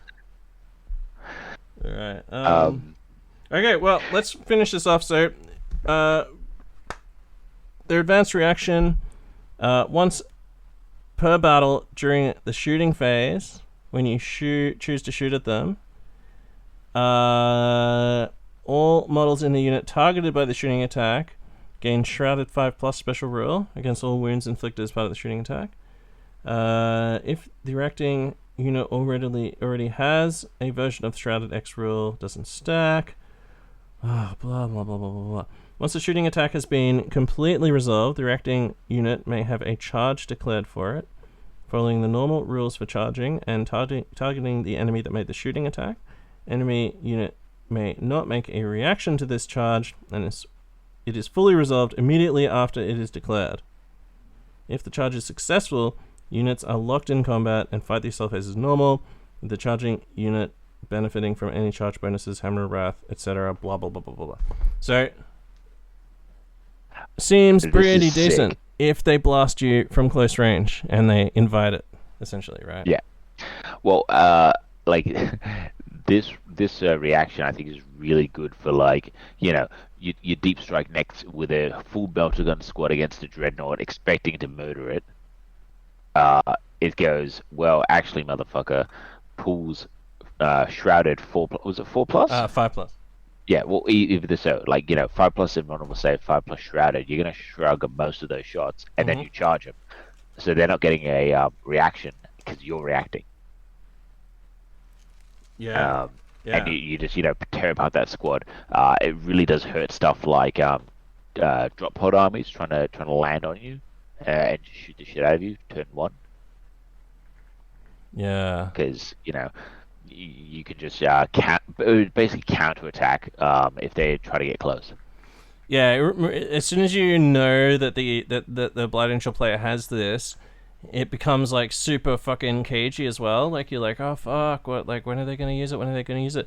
I played against Shawnashal down in Sydney, and he was running Alpha Legion, and it got to like turn 5, and I was finally like, dude, it got to turn 5. You still haven't used your smoke and mirrors. Have you forgotten about it?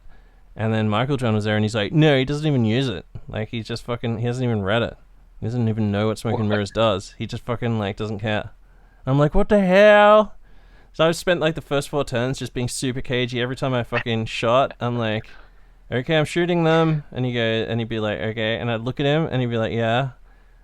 So I was like super cagey the whole game because I was waiting for him to smoke and mirrors and fuck me, but he just didn't like, yeah.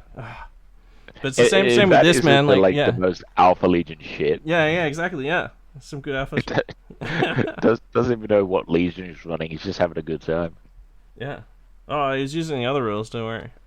Oh yeah. He's using those fucking multi-melter infiltrating precision shot 4+ multi-melter motherfuckers. Yeah. They're fucked. But yeah, this is kind of like that. Like, once if you know that the Blood Angels have this, every shooting phase just becomes like super every shooting attack because you're like, fuck, is this going to be the one? Like, do I want to shoot with my, you know, only scoring unit at their prime close combat unit, knowing that they have a chance of just assaulting me and fucking just winning the game? Like, holy fuck! And like, don't forget, anything can do this, right? Is it? Models with infantry. Oh, it's only infantry type, so dreadnoughts can't do it. Oh, it's only infantry. Ah, damn. I thought it was. There is a lot of shit. Yeah, and think about all those units we were talking about. The deep striking down. These little crimson paladin units and shit like that. The Dawnbreakers, blah blah blah. Any unit that just shoots one of them, and you got to shoot them. Like, lots of units only have shooting, for example. And you just get charged. Like, imagine a Mortis Contemptor or something. Just opens fire on you, and you're like, okay, cool, 5+, Shrouded. You can take Shrouded rolls. You can take against instant death, so it's not like Feel No Pain that gets cancelled. You can always take a Shrouded, and then just like, oh, there we go, shrug those off and charge. Just like you said, like it's super like that. It really like that's. Really especially good. if all you've got is like Volkite, which is short ranged, or plasma guns, which you really want to get that short range shots on. What are you gonna do? Like back away or fire? Not shoot? Then you're just wasting that firepower you don't have anymore. Yeah. Or you might not have it next turn. Yeah. Yeah, really good psyops and a really good advanced reaction. Unlike the Dark Angels one, but yeah, that's neither here nor there. All right, okay. Well, finish us off with these rites of war. Can you know what's going on with these, right? Give us the summarized version of Day of Sorrows. So the summarized, because I just got to these pages. There's like it's like a whole page like Day of Sorrows. Oh, and sorry, Day of Revelation, whichever one you want to talk about. Well, you know what? Let's start with Day of Sorrows. We'll go in the reverse order. So Day of Sorrows used to be absolute dog shit. It got a massive rewrite and massive upgrade. I actually think personally that Blood Angels, if you kind of, obviously you could just do it like a completely non-rite of war Blood Angels or like a generic rite of war. But I think if you're trying to play it in a very Blood Angels way or a very like fluffy way, you're going to pick one of these, and it really is the two kind of schools of thought, being either the Deep Strike Assault or everything else. And Day of Sorrows basically, you take it, you can take Crimson Paladins as non-compulsory troops, and they get line, which makes them super good. Oh yeah, just jumping in objectives. Yeah. In addition, every unit in your army that has infantry and obviously Blood Angels gains stubborn within 6 inches of objective, which is basically Heart of the Legion or half of Heart of the Legion, but it's everything with infantry. So all your destroyers already have it, but like all your assault marines suddenly get stubborn within 6 of an objective, which can be huge. Means it's really hard to push off objectives. Also, as soon as you're reduced to 50% or less, so of your starting models, everything in that squad gets Heart of the Legion and Hatred, everything, and Line if it didn't have it before, which is fucking insane. Yeah, means you throw like Dawnbreakers at a big hectic unit, they get worn down a bit, but as soon as they get to half, suddenly the next round of combat they're rerolling the hit. They're they get Heart of the Legion, so they're getting +1 to Feel No Pain if you're on an objective, and they suddenly start scoring. And they're stubborn as well. Yeah. They're stubborn as anyway because they're infantry. Yeah. It just makes like that's obviously way better if there's objectives being played, but just makes them so hard to stop once they start taking objectives, which kind of does make you want to take much bigger squads of them. The downsides, however, is like anything with character has to issue challenges if able. So you might want to invest on like power weapons and stuff for your sergeants. Yeah. Anything with either infantry or cavalry, as soon as it gets that 50% or less, has to make a charge if it's able to. If you're within 12 inches of an enemy, you have to try and charge. And you can't deep strike assault, subterranean, or flanking assault, and you can't be put in reserves at the start of the battle. Well. But like, does that mean you can't take flyers? No units from a detachment using this rite may be assigned to deep strike assault, subterranean, or flanking assault. May not be placed in reserve. Yeah, I guess so. Yeah. Yeah, I guess you can't take flyers with this one. That's all weird. Wait, so yeah, what does it there's say? some Although downsides, models but may enter reserves. Oh, may enter reserves. Okay, yeah, right. Okay. yeah. Wait, what would enter reserves say after the game has begun? The fuck does that mean? I don't know. I wish you could on Deep Strike Terminators. Like that's part of teleporting. Or like, one of the reasons just go back up. yeah, because anyone can just jump back down and enter the battle. But teleporting, one of the strengths of teleporting to me is because I always like the sudden strike, blah blah blah. But one of the most compelling things is when shit goes wrong, being able to just teleport the fuck away and being like, see ya. Because when you've got force fields and shit like that, and shit starts to turn, you've got time to be like, okay, get us the fuck out of here, like, and then just teleport back up, and then wait a turn, and then teleport back down. But boom. Yeah, deep right. strike, ongoing fucking deep strikes. That's that's the strength That of would be teleporting. sick. Oh, Yeah. but who knows? Maybe there'll be units later on that can go back up and down, kind of thing. Oh, I think there's like maybe a few characters that like instead of dying, they just go into reserves. Yeah. And a few of those kind of things. Look, I think this Rite of War teleport really benefits like huge, massive like infantry blob armies. So armies that like don't really have many vehicles or any real dreads or anything, just shit tons of Marines. Really benefits from Day of Sorrows, because you got to stop them all, and as soon as you blow them, they've got like a 20-man assault squad. Even if you kill half, there's still 10 of them left, and they become absolute psychos.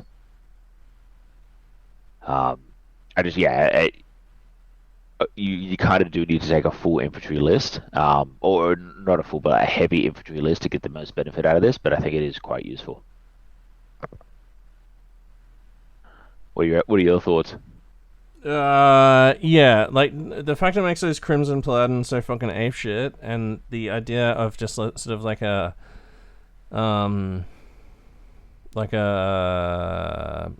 I almost said min-max, but that's not what I mean. I mean MSU.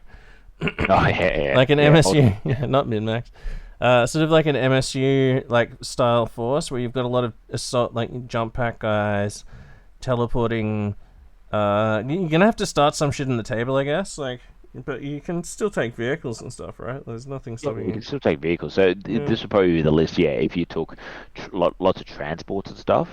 And yeah, just like sit your backline units on objectives if you can, and they're stubborn from the start of the game. Well, I was just thinking like a car, like a car park of laser Vindies, like fucking nine of them, and then as a heavy support, and then the rest just teleports in. Or you can't teleport them in because you can't deep strike with this. Oh, you can't deep strike. Oh, right. Oh, fuck. Yeah. That's the thing. You can't deep strike. So. Oh, I missed that bit. Yeah. Oh, fuck. Okay. Yeah. I just realized my folly. Yeah, interesting. I guess like they're only movement 6, aren't they? The Crimson Paladins. Crimson Paladins are 6. So you probably want a land raider for them. And just take so like annoying, a 5-man squad with a. With the Lord, okay. or you take what's his face, Rauderon, and have him run around, and you take because he's got that Warlord trait where he can steal another Legion's Warlord trait. Oh. So you just take like Solon Marshal and make the Crimson Paladins weapon seal 6. Oh yeah, that'd be ape shit. Can you choose? Do you have to choose at the start of the game? You have to choose your Warlord trait at the start of the game. Yeah. Oh, man, fucking definitely consider Silver Iron Will from the Iron Hands. Warlord. Yeah, actually, that's not a bad one to take. No, it's not amazing. the start of the game. You pick it at the same time. You pick like your army as normal. Okay, yeah. Think about fucking Silver Iron Will, dude. Like, movement. If you look up what moving through difficult terrain is it's a penalty to your movement value, which Silver Iron Will ignores because you're just so smart. You just don't like get slowed by shit. Yeah, you don't give a shit about any of that. Out of my way, chief. I'm in the fucking zone. Radiation. You're so smart. Your will is so strong that you cannot be irradiated, or rad grenades don't work against you or your squad. That's pretty good. You and your boys ain't gonna get ratted up. Okay. This is what I think about this. I think that this is a good one if you're playing like Centurion games. like small games, because then those Paladin dudes are going to be even cooler, because it's just like, whoa, I'm being stalked by like 3 groups of 3 guys. Like, what the fuck? And in smaller games, it's going to be good. However, the biggest strength in those guys, I think, is their deep strike. So in big games where like fucking no holds barred, being able to just teleport those dudes in, fucking just teleport them. Like, take a route where you can teleport them. I think, like, you're playing big games. Don't be a slave to don't be a slave to like a fucking Rite of War at all points levels. That's fucking insane. Like, this is really good at lower points levels where, and maybe in a mode of like Zone Mortalis or something where you can't deep strike.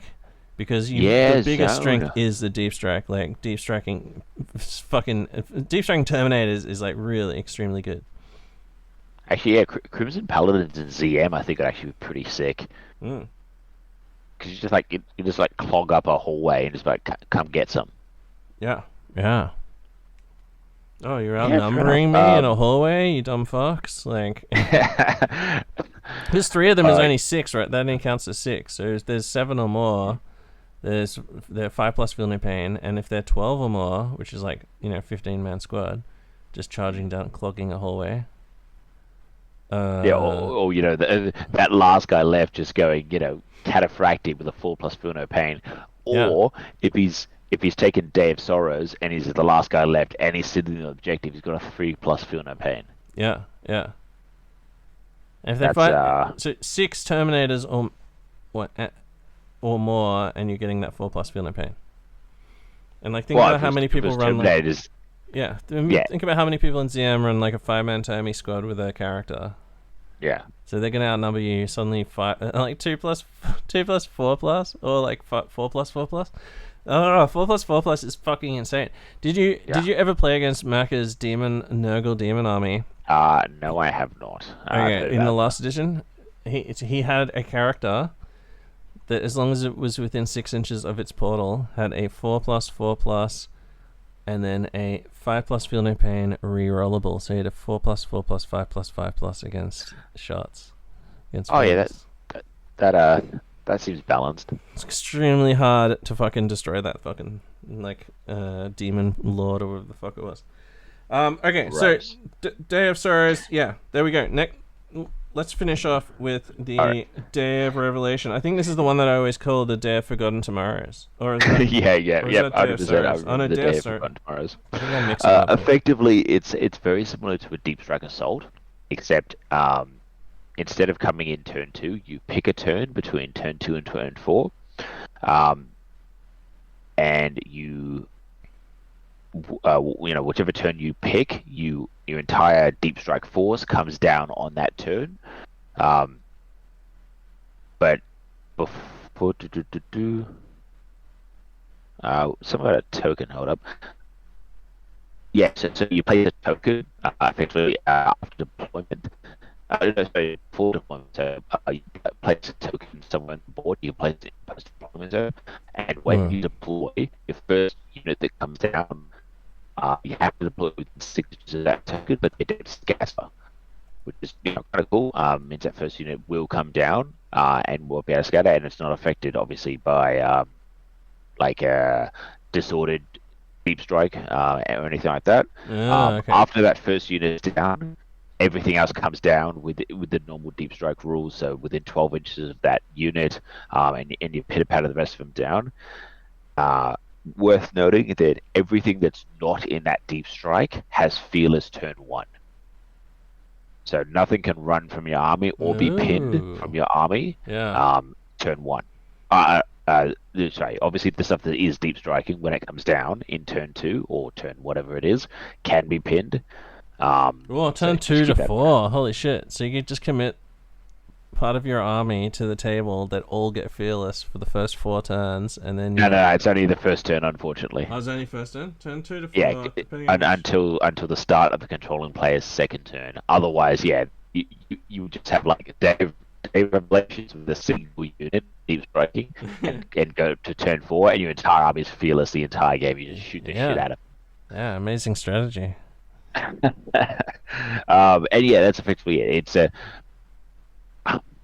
obviously compared to the way it used to be, it's nowhere near as impactful, as in like you're not getting a turn one deep strike with your entire army, and you're not like initiative one for the entire. Oh, sorry, plus one initiative on the charge for the entire game. But that being said, your enemy kind of knowing where the deep strike is going to be won't really help them if you stick it in the middle of their deployment zone, where like they're not going to be able to get their entire army out of there. Well, they shouldn't be able to get their entire army out of there in one turn. So you're probably going to get that charge off. So hold on, like, what? Why is this better than just normal deep strike? Because a normal deep strike, you still have to roll the reserves, and that can be affected. Oh, so this is just set, and this is set, yeah. And this can't be disordered. I know it can be disordered, but as per normal, you still have to roll for all the units after the first one, but you can't change the fact that they all come down on that turn. Yeah, okay. I guess.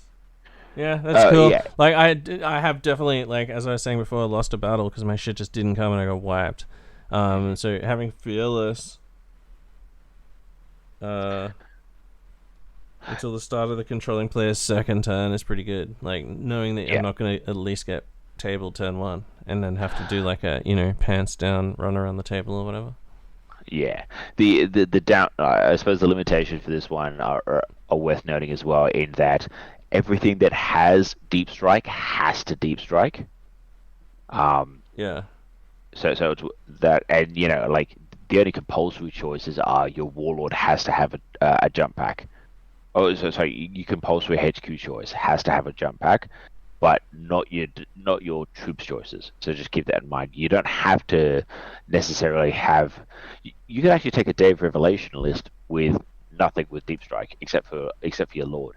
Be a little bit weird, and you just like turn one, everything in your army is fearless if you wanted to for some reason. Or the only thing that deep strikes is 3 dreadnoughts, 3 deep strike dreadnoughts. It's just like 2 Incendius, and 3x5 Crimson Paladins. Yeah, 100%. That could be your entire deep strike force. And they're like, "Whoa, we've got you surrounded." And they're like, "There's so few of you," and you're just like, "Yes, but we're not just mere men." And then just like fucking charge a whole bunch of shit and probably just devastate like half of the like all the infantry and stuff. You're just gonna like start chopping your way through them. You're so durable because you're like if you're plunging into like units that outnumber them. And everything else is just getting like shot to bits by the rest of your army. Yeah, it'd be so cool. And that's the thing. I've seen this. I've seen Day of Revelation used a fair bit in V2, and I think the trap that a lot of Blood Angels players fall into is they put like 75% or like 80% of their army into that deep strike force, and there's not really a lot of the rest of the army backing it up. Whereas I think if you can try and get like a 50-50 mix of stuff that's on the table, like long range stuff, your shooty, like your fire support kind of units, and then the rest of it, the rest of it is your deep strike, your decapitation strike, your Dawnbreakers or whatever, and have them support each other and like do different jobs. Because if it's all just deep strike and your opponent has invested very heavily in like augury scanners and shit, you can get a bit fucked up. But if you can hide them behind terrain, or you can deep strike behind terrain and go after like a certain point of your army, and the rest of your army's got you got some snipers, you got some rapier mortars, or tanks and stuff to just pitter patter and take them apart. You might make it a lot safer for when your deep strikers actually come in, or use your deep strikers as like shock assault while you're still taking apart the enemy at range. Yeah, so I've been using 2 10-man Termi squads. Each one has a Warmonger with it, and then one of them has my Ironfather. And teleporting them and using the shitty, janky ass fucking Warmonger from style. the Warmonger thing. So you have to take dangerous terrain checks for all the dudes that teleport. I've lost I did one the other day and I lost like 4 wounds off one unit, all on separate guys. Because you only get an invulnerable save against it. There's no armor save. Like, it's fucking crazy. And then I've been able to mitigate it using Nuncio Voxes, but the one game where I just was like, I'll just take out my Culverins and my Seekers so I can make points, and then not realizing that, oh shit, I've got no Nuncio Voxes on my table now. I must have taken the Tech Marine out. I think I didn't take the Graviton Cannons as well. Just meant that I had to do like totally unguided, and I scattered onto an enemy tank. And then he got to place 18 inches back, and then my other unit, I was able to try and mitigate it, but I totally lost that game and totally and totally fucked it, because he was because I it took me a turn for them to arrive, which like you can mitigate with this, and then as long as you've got Nuncio Voxes on the table, so you want like some scouts or something like that, I guess, like a heavy weapons team of some kind with long range and night fighting, like a Culverin unit. I've been using one of those with my Iron Hands and extremely good. Like, people try and come near you, you can just Overwatch them. You can return fire into most shit. But they always come through with a Nuncio Vox, because I've got a Nuncio Vox in there, and I'm always putting them up high, giving them good field of vision, and I almost always use the Nuncio Vox off that unit to bring in my deep strikers without scattering. So yeah, if you can, I mean, looking at the rules for this and just seeing that you can deep strike a fucking Dreadnought, that's insanity. And then you can also deep strike Crimson Paladins, that's insanity as well. So an army that's just like a whole bunch of like just tack squads, big units of like fucking tack squads with chainswords, maybe even just like despoiler squads, maybe something like that you're just like running onto the table trying to like fucking make their way forward and get shot at maybe, and then just like Crimson Paladins and Dreadnoughts that basically like these guys are just moving forward. And then as soon as they encounter the enemy, they're like, okay, cool, we'll just wait until the enemy commits, and then just deep strike down fucking Terminators and Dreads, and just crush into the rear of the enemy, and just fucking break them. That's like a cool fucking theme for an army that would be like brutal and also not too brutal. Yeah, well, that's the thing. Like, if you could kind of like put your eggs in each basket, you might have like a Land Raider or two running at the enemy, with normal Terminators or veterans or something, and the enemy's like, oh shit, do I commit to try and meeting these, this armored assault at the front, knowing full well that these fucking psychopaths are about to drop on me next turn? What am I gonna do? I don't want to be like caught in the middle, assault in the front and deep strike assault in the back, then I'll just get crushed. So I suppose, the other one is I've played this a couple times where I've almost used that like token as a psyops thing, being like, oh, it's in the middle of your, they're coming down. It's in the middle of your, deployment zone. Yeah. What are you going to do? If you surround them, the rest of my army is still here. Yeah. Obviously, I don't think it's as good as it used to be, but I think it's still very usable, still very, very good. You just got to support, both sides of your army in this. Interesting. Lots of good options there. Lots of deep striking shit, which I've got a lot of respect for after deep striking, and discovering the joys of deep striking and then being able to assault, and being able to do it with like a legion like this, have that like close combat shit, not like just the basic like +1 to wound on the charge, but also just like all those fucking insane close combat weapons, the brutal 2 axe, the the fucking what are they called, the falling falling star spear. Yeah, that's it. Yeah, falling star spear. Stabbing shit into like stabbing marines to death on the charge. Initiative 5, just like charge Emperor's Children and just fucking decapitate them before they can strike, right? Yeah, 100%. That's fucking some good shit. That's some fucking good shit. being able to deep strike those Dawn Spear dudes with a Praetor in there, and then just go after an Emperor's Children motherfucker. You're still going to be neg 1 to hit because of the fucking Sonic Shrieker. I don't think there's any way to cancel that unless... Not for that. Well, yeah, maybe you have to be fearless. Sonic Shrieker now. But yeah, you're striking. At least you're striking simultaneously. They're not getting to go first, and like they're still going to push Shrieker on you. But being able to deep strike and strike before an Emperor's Children dude and just cut his fucking head off and be like, now what? Yeah, 100%. Oh no! Like, who the fuck else can do that? What the fuck else can do that? Right? Fucking no. Yeah. Not a lot, no.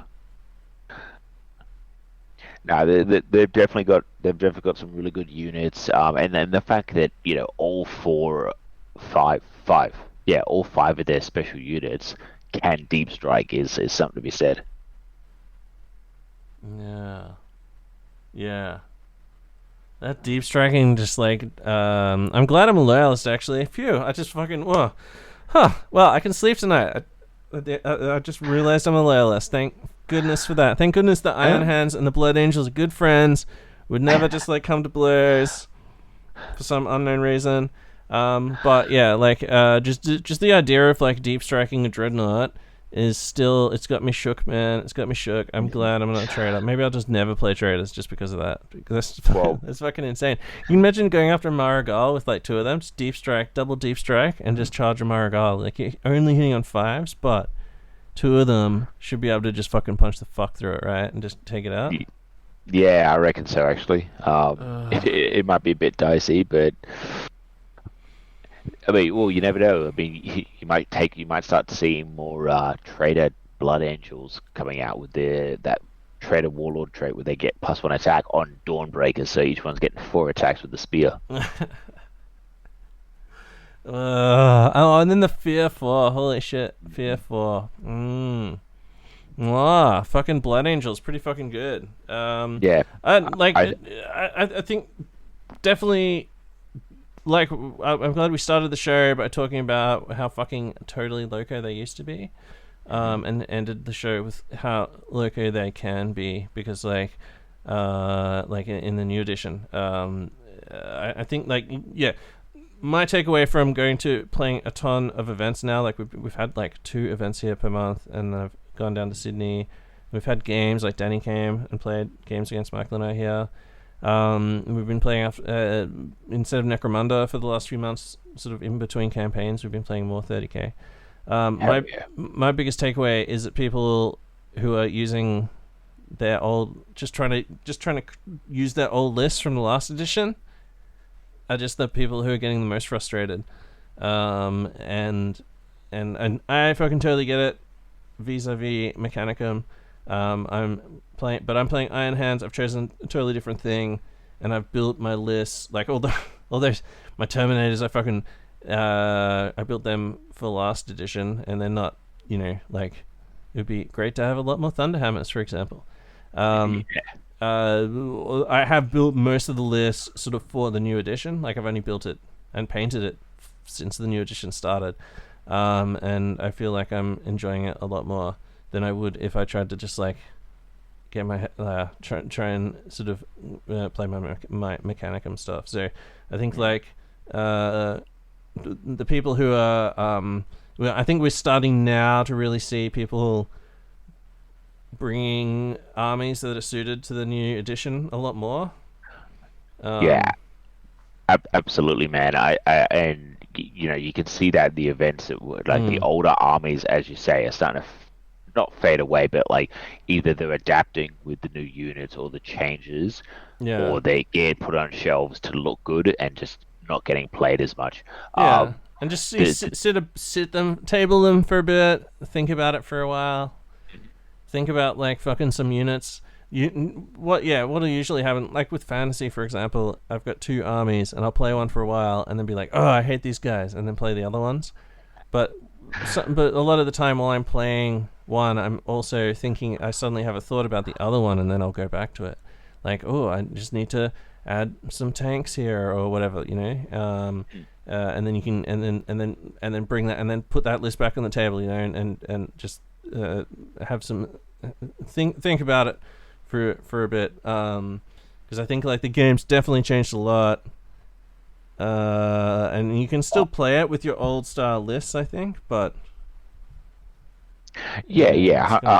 absolutely. Like I could still play with my current, like with my V1 list. Like I haven't actually made any changes yet. But like in my old list, I have none of the special units. I've got no Dawnbreakers, no Angels Tears. I'm building all of them. Don't get me wrong, I'm going there. That being said, with the changes to I think the changes to weapon skill is probably the thing that hurts those old lists the most, because like Assault Marines, I love Assault Marines. They're awesome. They're cheap. Getting shred now across the board is so effective. But you put them up against weapon skill 5 stuff, and they bounce off. Yeah. So in my army, so the big change for me from V1 to V2 is going to be the addition of, I had a squad of veterans, so they're going to stay in there. But like, Dawnbreakers, Angels Tears. I might run Crimson Paladins. I don't know if it suits my playstyle just yet. And I'm definitely going to take at least one of the jump pack dreads. I need to, be able to put those elite units at the tip of my spear, because they're going to be ones to duel other people's elite units. Because unfortunately, I love Assault Marines, but they just can't do the damage versus elite units anymore. Yeah, exactly. Yeah, that might be. I think that the change to the weapon skill chart, I've been using just basic Terminators, weapon skill 4 ones, and like that change to the weapon skill chart, instead of hitting on 4s against weapon skill 5, I'm now only hitting on 5s. Just that one change is probably like my only dissatisfaction in the whole game. Like if it was just like the old to hit chart, I think I'd feel a lot better about it. It's just that one thing, like where I'm like, oh man, there's no way everything's priced correctly around that, because like Thalax are still the same points, right? And Marines are still the same points, but Thalax are weapon skill 3, and they didn't take a points drop, right? So what the fuck? Yeah, and even like Castellax are like lumbering to try and hit a Marine, and the Marines are just like throwing auto hit crack grenades right in their face. Yeah. And I think it's like someone's like telling me statistically a Castellax, a tactical squad will beat its points worth of Castellax in combat. Yeah. And I was like, that is wild. Yeah, that's the case. Well, that's the thing. Yeah, I've just been relying like on when I have to deep strike and assault enemy Terminators. Most people don't seem to have more than about 5 in the unit, 5 or 6 or something. Maybe 5 with a character if they're inside a Land Raider or something. So I've been able to just storm through most shit by just having those 10 guys with fists and axes and shit, plus the Warmonger, plus the Ironfather in there, just smashing attacks in. Having a couple of weapon skill 5 characters or weapon skill 6 makes it really quite useful. Yeah, exactly. Yeah. And one of the ways that I ran Castellax, before I had enough points painted up, I ran a little bit of mech. I ran I ran 5 Castellax with a Praevian, and then I had a Forge Lord, and then I had 2 units of my 6th Thalax, like I would normally take in my Order Reductor army or whatever. And so the Ironfather and the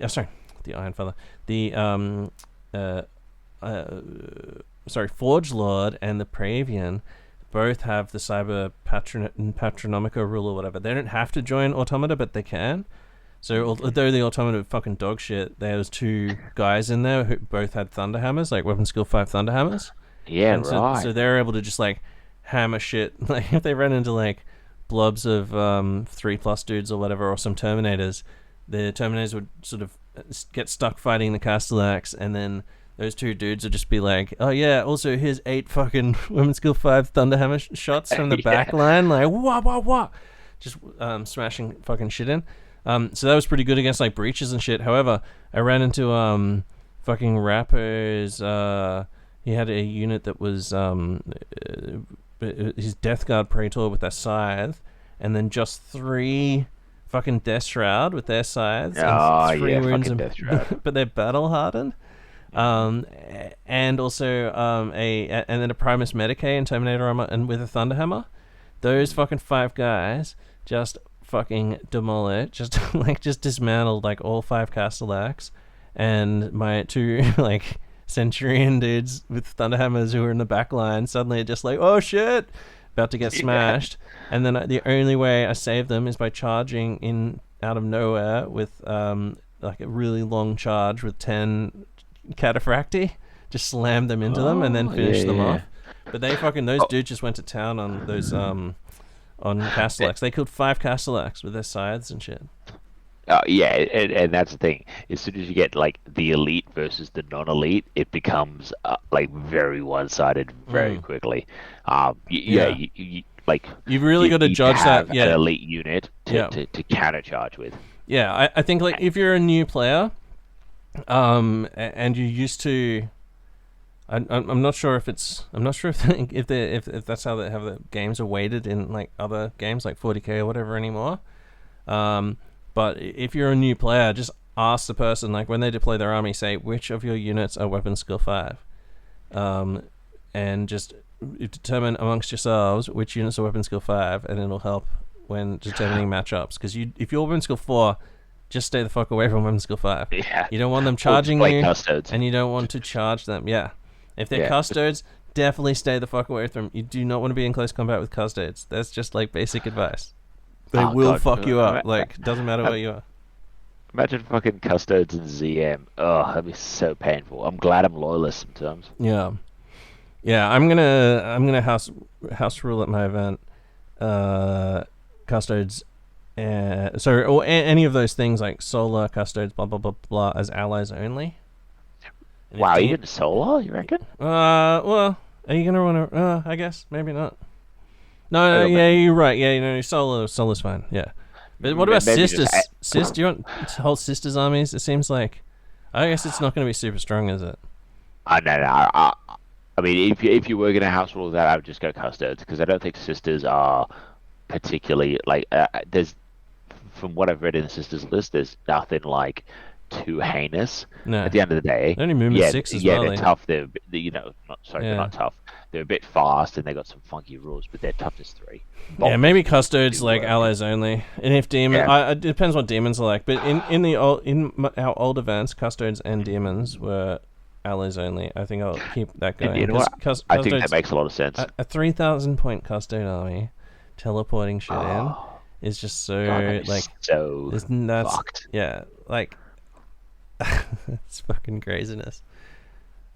I don't know if people are like, maybe I'm just overreacting over how good it is, but like being able to just choose any unit in the enemy and then just dismantle it with no recourse, basically no recourse, is extremely fucking good. Holy shit, it's so good. Custodes doing that, and custodes suddenly just appearing in amongst your shit, you just can't fight them. Like they're good, their weapon skill, you don't want to be charged by them. Yeah, you basically got to throw dreadnoughts at them. So unless you're running, maybe that's the Battle of the Beasts is for few of the ancients versus a full custodes like savage list. Yeah, and see who comes out on top. Yeah, just teleporting those Iliastes Terminators or whatever they're called. Or the new like veterans with the psycho swords. Yeah, they're just extremely good in close combat. I think.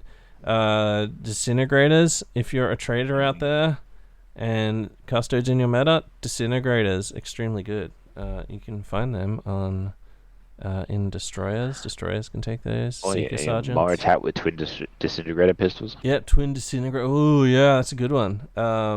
Just hope for those 12 shots against custodes and try and just like delete one squad, because if you delete one squad, that's really gonna put them on the back foot. It's half their army. Like, think about those fucking Terminators are like 95 points each or something, right? They're just ludicrously expensive. Randy had some of those. Got stat line better than Praetors, so. Randy had some of those, and I was shooting like strength 12 fucking AP1 beams at them with my conversion beamer, and he was just like, "What the fuck?" And I, like ran behind a building. That's some good shit, man. That's what you do. And if you can hit them with disintegrators, holy fuck, yeah, you'll just like chew them up. And two. So in a destroyer squad, you can put 2 disintegrators and they're rapid fire. So within 12 inches, 4 disintegrator shots. You're hitting on 3s, wounding on 4s, and then they have to take a 6+ save or die. Like you could theoretically kill four fucking toads, and they're like 55 points each base. They're super expensive. The fact that their invulnerable save got worse is really the only saving grace against them. Yeah. You probably want to use the rest of your army to just fucking dismantle their fucking Death Star unit of Heteron Guard with Meridian Blades, and then when it's just their shield captain on his own, then you run your destroyers up with disintegrators and just go like, time to die. Just like shred him. Or you put like your destroyers in and hope you've got a power fist or a thunderhammer that can now instant kill them. Yeah. On a Traitor, so that you just try to whale them down. Oh, well, not a Traitor, because you can't fucking join them. Yeah, oh, God, so many rules. All right, well, I gotta let you go, man. You're an hour ahead of me. Thanks so much for coming on. It's fucking been a good episode. I think, I hope people who want to play Blood Angels glean some information from what Dean's talking about, not me. I'm barely grasping at the fundamentals here. But yeah, I think we talked about we got through a lot of good information there. Hopefully cleared the name of the Blood Angels, I think, a bit. Yeah, I think so as well. They're a really good legion. They will, I think, if you invest in a couple of units or a couple of different hammer and anvil, or deep strike and support, or whatever it is, you invest in a couple of tactics, not just one-trick ponies or not just Death Stars. Yeah. And plus, they're just such good-looking models. They're such a good-looking legion with a lot of really good character. They're my forever legion, even though I do dabble in other legions. I always come back to my Bloods. So yeah, hope you guys really enjoyed it. Yeah, if you look in the color section for the Blood Angels, like that fucking Contemptor Incendius model is like out of control. The fucking Leviathan is out of control. How would you run like a Blood Angels Leviathan? Ooh, that's a good point. So if it's in a drop pod, I would give it the Fist, the Phosphex, and the Melter. If I was running it on foot, either maybe the assault cannons if I had the points. Otherwise, I'd go maybe heavy flamers or Volkite. If I was running it on foot, then I would take the storm cannon every day of the week. But I would always I never give them 2 shooty weapons. I always give them 1 of each. Oh, I'd go double. I've had Michael's been running Emperor's Children Dread with double cyclonic. Yeah. And it's fucking insanity, dude. It's 4 shots each now, and then but instead of strength 9, they're only strength 8. So it's 4 shots each. So you can intercept with it for free. So he just has it in his back line. It's like, you can intercept with it for free. So that's like 8 beams that can just possibly kill 8 termies. And then if you try and shoot it, it can just return fire with 8 beams. And then if you try and charge it, it's just like, here's another. Guess what? More beams. And then also another beam. Yeah, plus Phosphex, plus fucking tit guns as well. Like, it's fucking insanity. And it can just return fire with all that shit, Overwatch with all that shit. Even if you get into combat with it, it's fucked, but it's got a good chance of just killing it's got 8 shots, hitting on 2s, wounding on 2s, and you get your invulnerable save. Imagine how long would Tartarus survive against that? They'd be fucked. Oh yeah. It'll definitely fuck up Terminators, but I maintain that you might get a few less shots. But with that claw, you can then run and charge them. Yeah, you can kill them and keep going. Yeah. Rather than killing, 3 or 4 Terminators, you can just wipe the whole squad. Because suddenly they're 5s to hit you, even with power fists, 3s to wound you, and you've got to save. While you're just, hitting on 3s and murdering however many you can wound every time. Yeah. Yeah. It looks so nice. Like, holy shit, it looks good. Hey, like that. Yeah. I'm just looking at it in the book. It's fucking insane. Yeah, they're absolutely sick. Love all of them. In Sanguinius, he's not necessarily the best Primarch in combat, but you put him down, he's super hard to pin down, and he will do work with either the spear or the sword. Yeah, that's hot. Oh, there's a what's this guy? Blood Angel Crimson Paladin. How come he's got a spear? Can they take spear? He's the sergeant. He's the sergeant that can take a blade of perdition or a perdition. Oh, he's got a perdition spear. Ooh. That's a sick model. Holy shit. Yeah. Oh man. I've often thought of using or like building a centurion based off that model. Yeah. That's really nice. Like the way his gauntlet. He's got some mega gauntlet. Yeah, that's hot. Yeah, well, like all their praetors and all their characters are super nice. Dominion Zephon, really nice in plastic. So I bought one of him. I've got to build him and have him leading a bunch of my destroyers, like my stock standard destroyers. Yeah. All right. Well, if you're not sold, go over look for Lil Legend Studios. Go to Google, type in Lil Lil Legend Studios or Studio? Is it studio? I think it's Studios. Studios. Ooh, inferring he has more than one studio. It may have dozens of studios, right? Oh yeah, we don't know the extent of the studioship. But yeah, Little Legend Studios. Studio, no S. And then type Blood Angels after it, and then just have a look at that shit. And then you'll want a Blood Angels army basically, because that's some like next level shit, man. Like this, if you go on Instagram, hashtag BloodAngels30k, you'll get some extremely good, arousing, sort of, I don't know, what do you call it? Like motivation. Yeah, so some motivational pitches to help you. Yeah. Feel like fielding a host of the angel. Yeah, a host of fucking ex-vampires. Because nothing says listen to the Emperor like dropping psycho armored winged angel vampires on a motherfucker. Yeah, exactly. Yeah, they're so good. I'm looking forward to fighting alongside them at Terra. Hopefully there'll be no I think the next event, Anzac Cup probably. Oh yeah, true. Yeah, Anzac Cup coming up. I'll figure out what the dates are and I'll put them in the show notes. Yeah, awesome. But yeah, that's coming up, and then I think Danny's running it for us as well. Yeah, exactly. Yep, Danny's running that. I think Dana and Mac are running it. Dana. I think Whoa, maybe that's like their new name, their combined name. Ooh. Dana. Danny and Macca, I believe, are running it. That's definitely a force for evil. Well, if that happens, I'll push for a doubles game, and we can go side by side, 10th Legion and 9th Legion. Yeah. Or maybe I'll bring in my 1st Legion grandpas again. Yeah. Oh man, yeah, so good. Go and check out. What was your username again? The host of Hadriel, all one word. That's it. Hadriel, Hadriel. Yeah, host of Hadriel on Instagram. Dane's going to put up some pictures of his award-winning army. From yes, technically correct now. From React, which was a massive sold-out event. So good work. Good work to you. Good work to Chris. Also, a Warmonger, a loom, but not a double like Dane. Dane's the first.